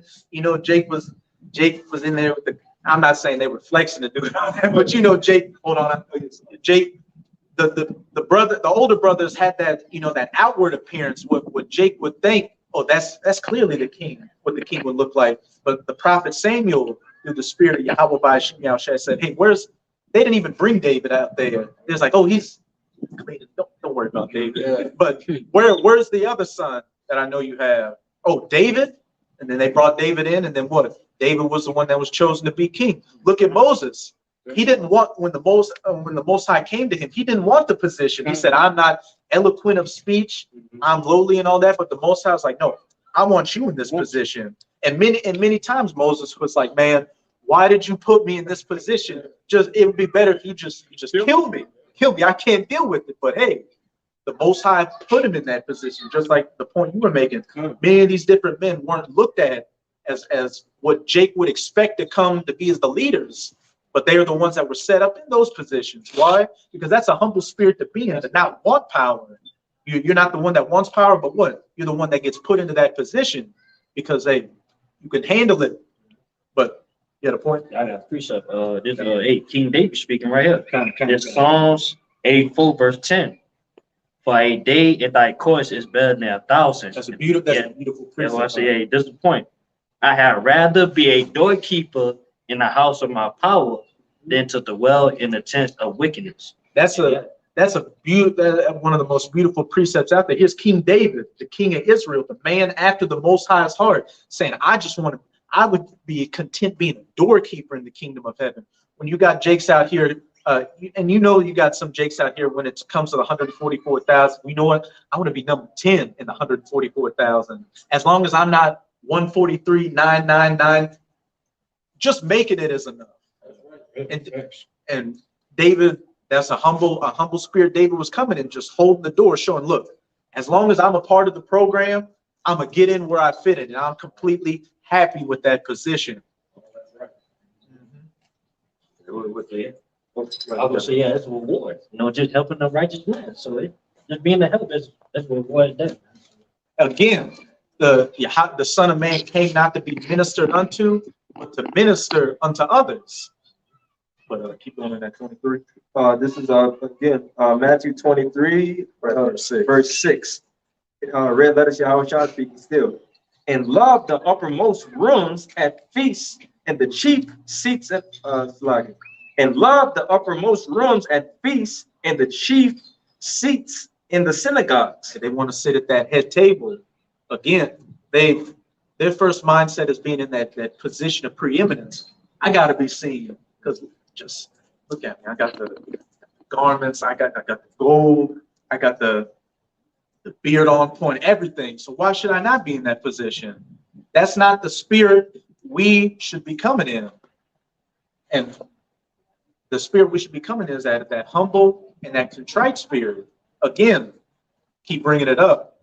Sit in that low seat, that way you may be raised into that higher seat, instead of being puffed up and getting into that higher seat. What? Just to be said, look, you're not worthy to be in this position. Go down to the lower seat. And in the world, that could mean what? Getting bugged out, getting cast back into the world, getting spit out. But let's see. We're gonna jump around a bit. Jump to verse 10. Jump to verse 10 and read down to 12. This is St. Matthew 23, verse 10. Red letters Yahweh speaking. It says, neither be ye called masters, for one is your master, even Hamashiach. And that's the ultimate master we serve, is Yahweh Bahashem Yahweh Shai. And even then, we've got our elders and apostles who are set up over us, and we give honors to them because we learn from them. Keep going on. Verse 11. But he that is greatest among you shall be your servant. Backing up the one you brought up. Hey, whoever shall be greatest among you, let him be a servant unto others. This keeps coming up, that humility, being more in that spirit of serving than to be served. Verse 12. Whosoever shall exalt himself shall be abased, and he that shall humble himself shall be exalted. Point blank, period. And he that shall humble himself shall be exalted. And look, there should be nothing on, really, if you want to glorify yourself on this side, who are you glorifying it for? Upside down, disgusting, vile, wicked world. Because any preeminence you get on this side from the people, the majority of the people in this world are what? Bugged out. They're bugged out, dead, and in that spirit. That's who you want to get that preeminence from. You want to get the YouTube likes and the comments and sure, get accolades from these women out here who ain't even virgins. Get women out here who just looking to join on the next trend, like a lot of these other, not just these women, but these niggas out here as well. We're seeking to be humble on this side and receive our preeminence and our glory in the kingdom of heaven, that kingdom that's going to last for eternity, where all these lessons we're going through and learning right now and acting out is going to be recorded and be shown as, look, they followed exactly what was written in the script. That is the reason why they're in this position right now with crowns on their heads, judging the 12 tribes of Israel, judging the world. But I know you got a precept you've been holding one. And this 2 Timothy 3:1. This know also that in the last days perilous times shall come. For men shall be lovers of their own selves, covetous, boasters, proud, blasphemers, disobedient to parents, unthankful, unholy. Hold it real quick, What's it say at the beginning of verse 2? For men shall be lovers of their own selves, covetous, boasters, proud, blasphemers, everything against what the scriptures are saying about being a humble servant, serving your brother, not seeking the preeminence of that major position out there. You want to be the number one top guy. I remember one of these guys, one of these, manosphere type guys said, hey, you had John the Baptist, and he said Jesus, but Yahweh Shai. Hey, everybody wants to be Yahweh Shai, but what? You had John the Baptist, who was the one that was the the forerunner to Yahweh Shai, acknowledge that one that is greater than me is coming. A lot of people want to be Yahweh Shai, but don't want to take that position of John the Baptist, who knew that one that was greater that was coming, came, and then they took that low position of, look, I ain't even worthy to be in the same, stead as you. Yeah, John the Baptist was a mighty man at that time. He was a high priest, so he could have been like, look, I got the highest office in Israel. This guy right here, he's coming to take away my spot. Let me try to undermine him and glorify myself. He did the exact opposite. Yeah, beautiful point. Yeah, some more on that. Go back over. Disobedient to parents, and not just your, physical parents, but your spiritual parents. And Jake has become very unthankful in this thing, man. It's like as far as time go on, these niggas, they just don't give a damn no more, man. They just, it's all about me. I broke it down the right way and all this kind of garbage, but most of you niggas can't even spell Israel when these men was out here teaching, man. You got apostles on down and the elders. All of a sudden you think you're on some type of level now. These men spent time breaking these precepts down, righteous counsel, giving advice. You niggas just spit in their face, man. Fuck you niggas, man. It's just that simple. Yeah, brothers always say, y'all, man, we was in the back of the spirit world. Yeah. You either in the spirit world or you were a nigga in the world. That's right. Simple as that. Yeah, some more. Was that? Kind of, you got back of you got one. Kind of, you got you. This 1 Corinthians 8:1. It says, now as touching things offered unto idols, we know that we all have knowledge, but knowledge puffeth up and charity edifieth. So we know we all have, been given this unction from the Holy One. Each man has a different stature of the knowledge, 13, of the knowledge that he's been given. But when you start to puff yourself up and be prideful in the knowledge, that's just completely off, man. Not giving double honors to the apostles who you learned the whole truth from. That's just the knowledge. It just gets in your head. It just blows your head up and it just puffs you up, man.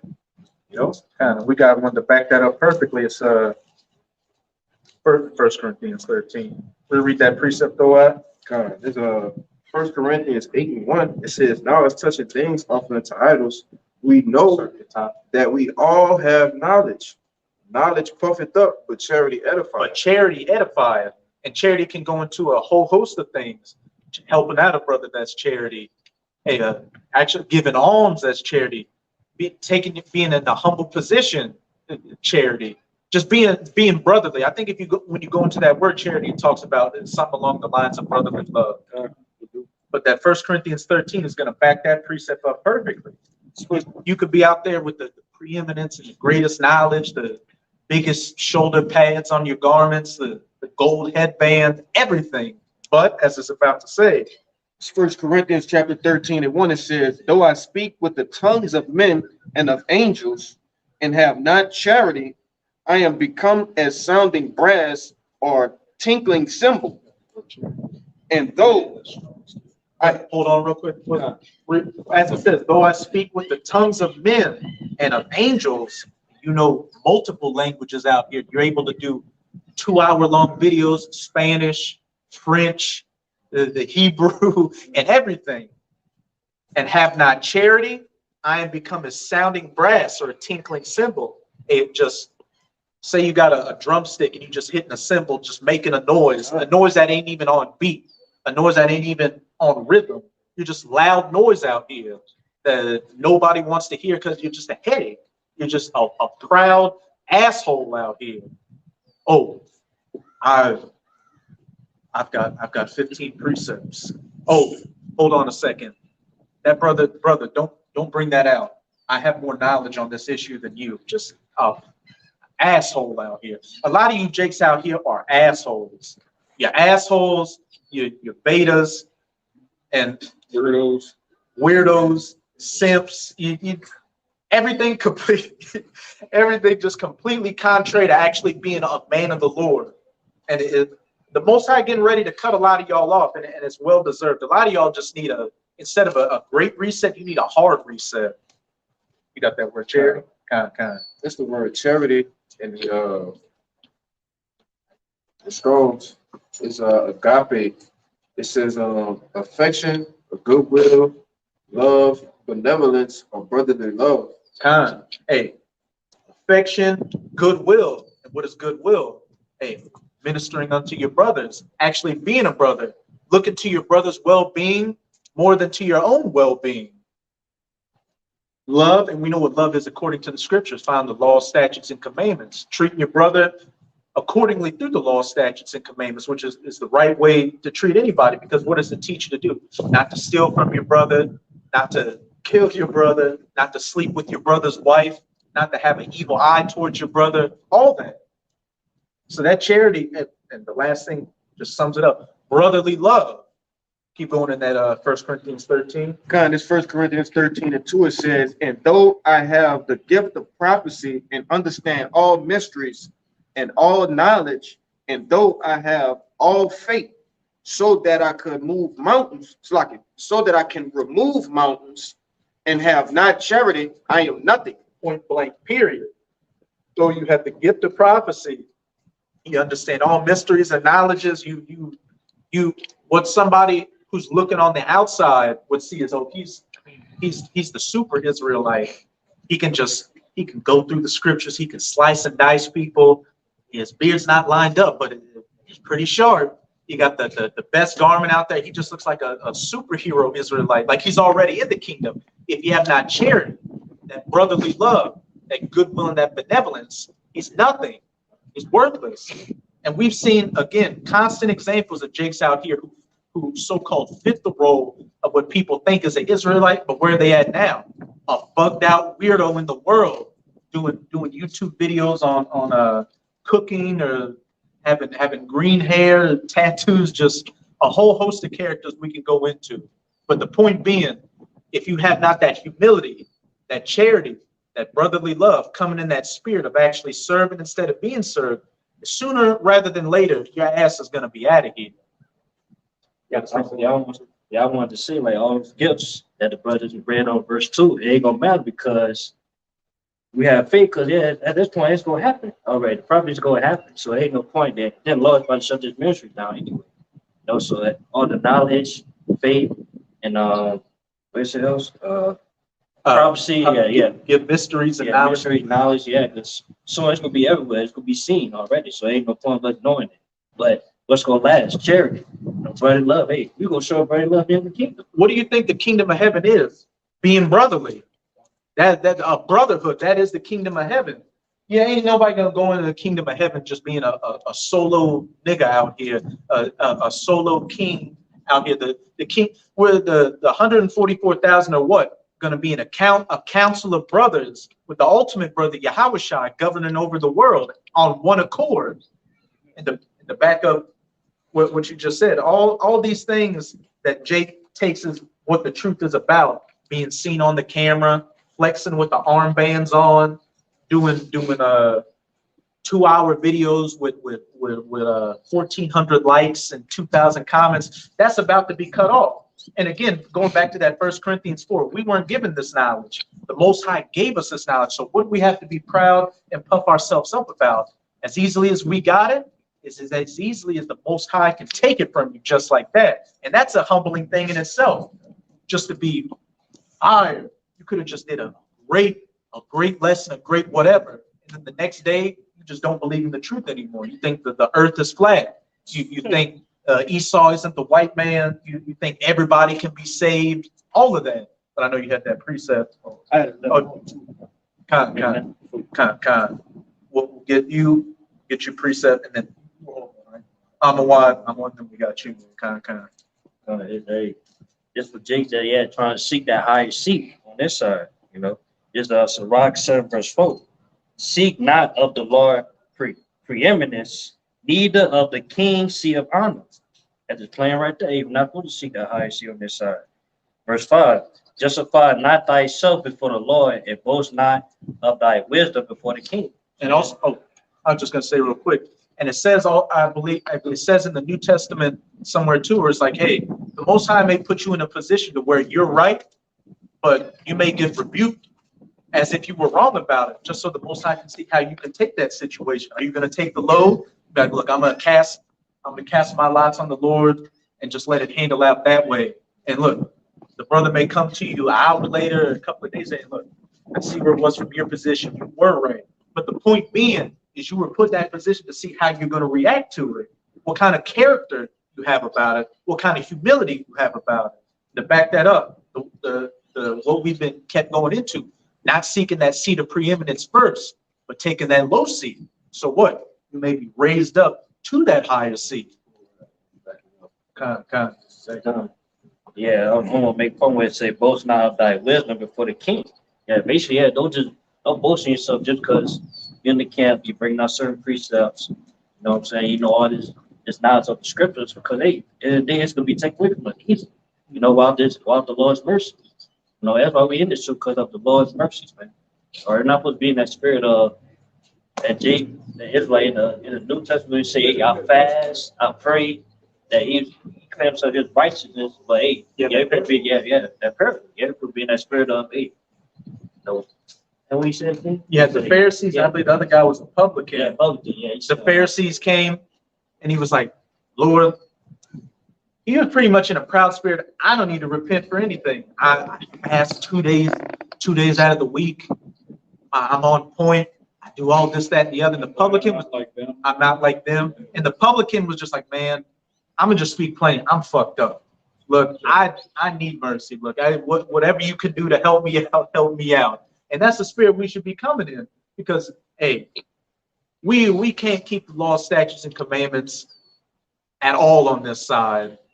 As we speak right now, there's a law we're breaking.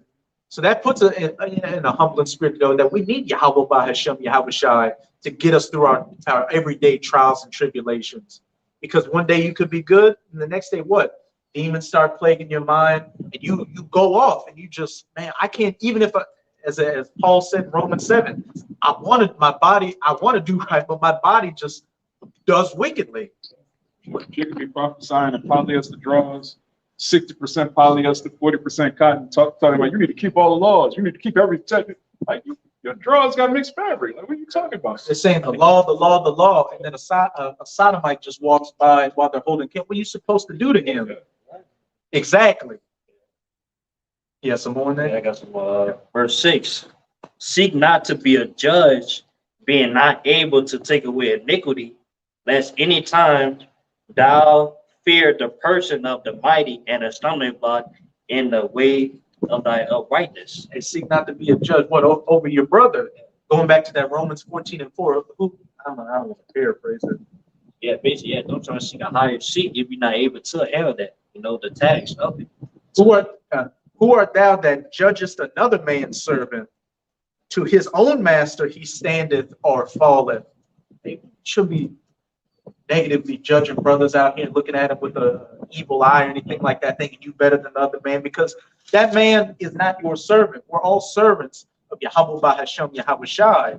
And a man that may be, so-called lower than you, or lower than you in his mind, one day be over than you, because what? Your pride bugged you out, and you back in the world, just a pork-eating, tight sock-wearing weirdo.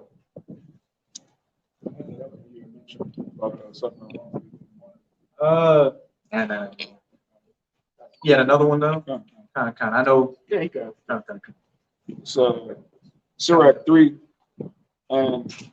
verse 17, it says, "My son, go on with thy business in meekness. So shalt thou be beloved of him that is approved. The greater thou art, the more humble thyself." That's the one I was looking for earlier. Reread it out, Baba Kashan. It says, "My son, go on with thy business in meekness. So shalt thou be beloved of him that is approved." Satan. You don't like that? Hey, that's the tinkling and sound and brass. Simple. But reread again. Time Baba Kashan. Sirach 3 and 17, it says, "My son, go on with thy business in meekness. So shalt thou be beloved of him that is in meekness, humility." Hey, Satan don't want to hear that. Reread that one. No, but yeah, reread the last part. But hey, you see the wind's kicking up. We're talking about what? Humility and being in a contrite spirit, which is what completely opposite of this world that's governed by the spiritual demon of Satan. So verse 18, The greater thou art, the more humble thyself, and thou shalt find favor before your house. The greater thou art, the more humble thyself. Yeah, yeah. Yeah. Just snap it under. Yeah. Look, put a bag on it. Yeah. Got all kinds of bags. Verse 19, it says, many are in a high place and of renown, but mysteries are revealed unto the meek. Many are in a high place and renowned, but mysteries are revealed unto the weak. Use the example of what these leaders in these other camps. They're in high positions and all that, but what? They can't get what the MOTV is. They can't get some of the other mysteries out here that men, whether they be younger men in the spirit, the younger men in age, are doing videos that are running laps around. Why? Because they're coming in that humble and that meek spirit of Yahweh Bahasham Yahweh Shai, coming in that spirit of a servant and not to be served.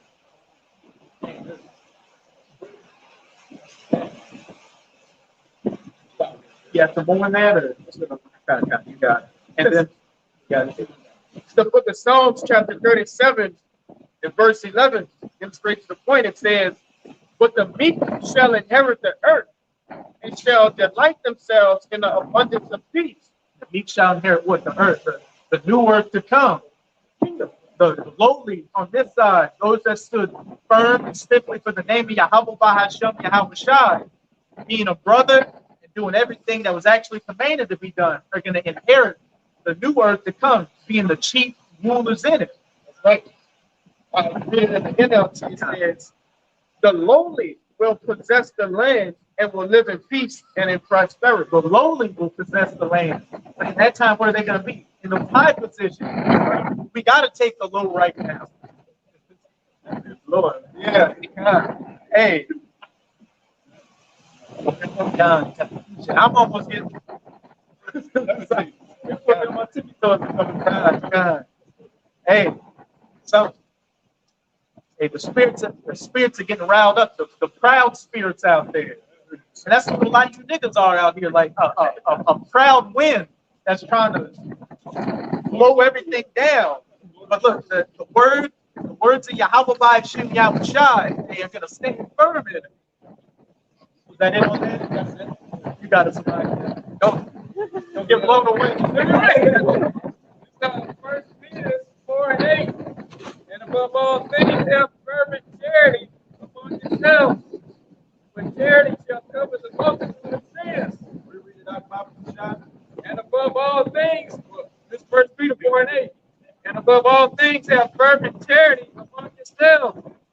But charity shall cover the multitude of sins. And we all went to what that charity is. What? Affection, brotherly love, a goodwill towards your brothers. It said that cover a multitude of sins. And alms, alms are charity. Helping out a brother. You're tied on some situations, and if you got it, and even sometimes when you don't got it, it should be naturally in your spirit to help out the brother any way you can.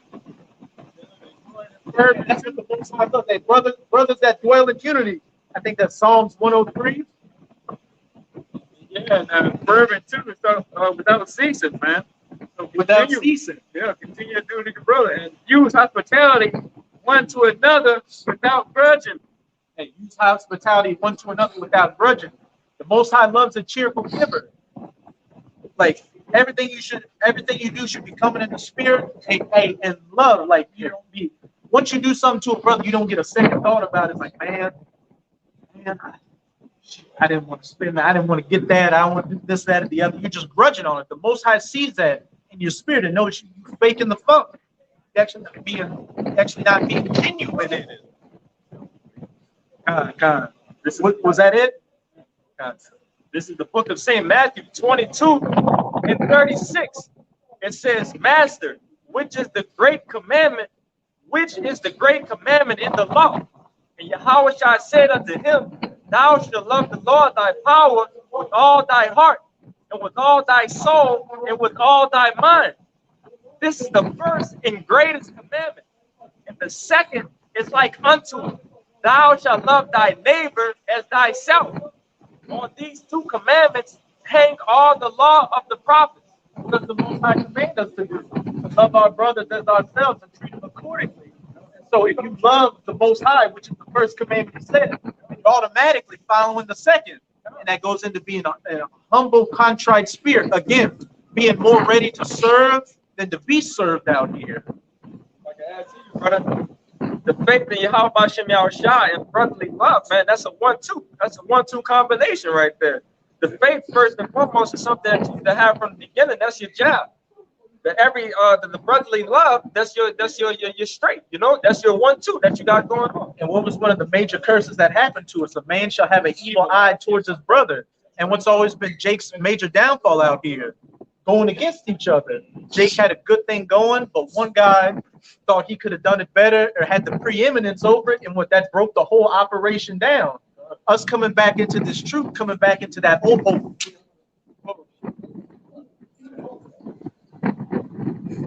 Us coming back into the truth, coming back into this old way is what? Bringing back that love, that charity, that fidelity towards each other. Building the kingdom back up again. You see the kingdom of heaven and the way to act accordingly in it being built up right before your very eyes. Really think about it, going back to Romans 8th chapter, being joined hands with Yahushua. That's an act of brotherly love. Okay, he obtained what? Everything from his father, man. Yahweh passed down everything unto Yahushua. And what did Yahushua do? Yahushua didn't hog it all for himself, right? He gonna share his inheritance with his brothers. You know, Joint heirs, being brother. And what again, we brought up earlier, he washed the servant's feet. That if we join heirs with Yahushua, that's the spirit we should be coming in right now. We need to go to bat and do anything for our brother to make sure they in a good case as us, in a better case than us, because we know what they're going to reciprocate it, and that constantly reciprocating each other makes this chain, this body, unbreakable. If I can add to you, brother, again, one thing that we all supposed to know, like I said, the biggest and best example that we could ever follow is Yahushua, you know, and how much to know that our brother, our Lord, is in heaven right now. He can't wait to give us. He can't wait to give us the many mansions and many gifts and so on. He said, in my Father's house are prepared many mansions. Prepared for who? Prepared for you. That's what I've been building. I've been building up. Everything you like, I've been building it up and working to give it to you. Why? Because you're worthy. You've shown yourself brotherly to receive. That's the example. If our Lord is preparing a kingdom for us, if everything is being prepared for us, how much more for something like this, of helping each other, helping a brother? should we know these things that we, pretty much have on this side gonna get burnt up anyway. What's the point of holding it for yourself? Help a brother out, man. The only thing that's going to make it on this side is what the spirit. We ain't even bringing these new bodies. And what kind of spirit is that that's going to make it? That contrite, that humble spirit, that brotherly spirit, right? Because everything else, the image, the how you wanted to be seen and perceived, that's not going to mean shit. The only thing that's going to matter at the end of the day is you following after the ways that Yahweh has shown Yahweh Shai and the brotherly love you showed to the man next to you, and what you were willing to do for that man, and what that man was willing to do for you. The only thing we're bringing into the kingdom is our works. That goes in in the kingdom, we're still going to be talking about, hey, remember back in Babylon, those are the things we're going to bring in the kingdom. We're not going to bring our car, none of that. That's all right up. You're thinking about when you're in the kingdom. Oh, sometimes you'll be thinking about right now. I know this brother likes this. I brought this out. We have that number. I'm gonna get him fields of stones. I'm gonna get him a whole quarry of frankincense. That's what I want to give the brother because I care about that brother that much. But did it, brother, have you? Yeah, when you again, it's crazy because me and the elders went into a video on reciprocation.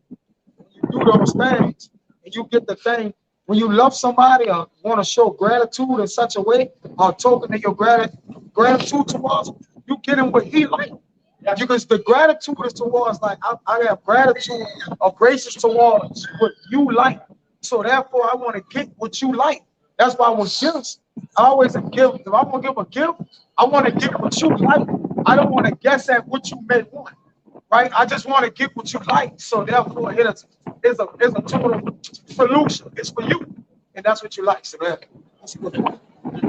Like a gift should be something that you like and not what I like. Not what I like. Because that's not a gift. It's just something I gave. That's something I gave. Exactly. No, that's I always try to get a man what he like. Like if I want to get something for you, I'm gonna say, hey brother, which one you like?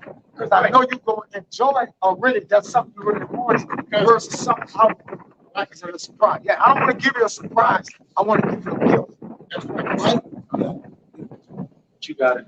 Yeah, this is Spur. We started talking about, we opened, we're going into 2/3, and then we end with the characteristics of 1/3, the man of the Lord. And this is the book of Revelation, chapter 22, last chapter of the Bible. This is the conclusion right here, verse 11. He that is unjust, let him be unjust still. And he which is filthy, let him be filthy still. But he that is righteous, let him be righteous still. And he that is holy, let him be holy still. Point blank, period. And that's a beautiful point you made too. We start off going into the wicked of our people that are not going to make it, and we ended off going into the spirit of those that are going to make it. So the wicked, you adulterers, you scumbags, you selfish niggas out here, they continue to be that because it was your lot to be that, and you're going to get destroyed for it. But the hopeful elect, Abaratazah, we are that number. We're going to continue to be in that spirit of righteousness, charity, humility, and brotherly love, and bring that into the kingdom, and then that's what the rest of the world's going to be governed with, governed on those principles for the rest of eternity. Your brothers had any closing points they wanted to make?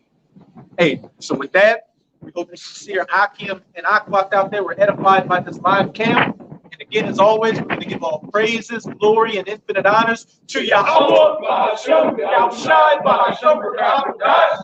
double honors to the apostles and elders of Great Millstone who rule and teach well, and peace and salutations to you sincere Akim out there, pushing this word, truth, and sincerity to the four corners of the globe, making brothers and endurance to the end. Above the ball, above the ball, above the ball, above the ball, above the ball, above the ball, above the ball, Shalom.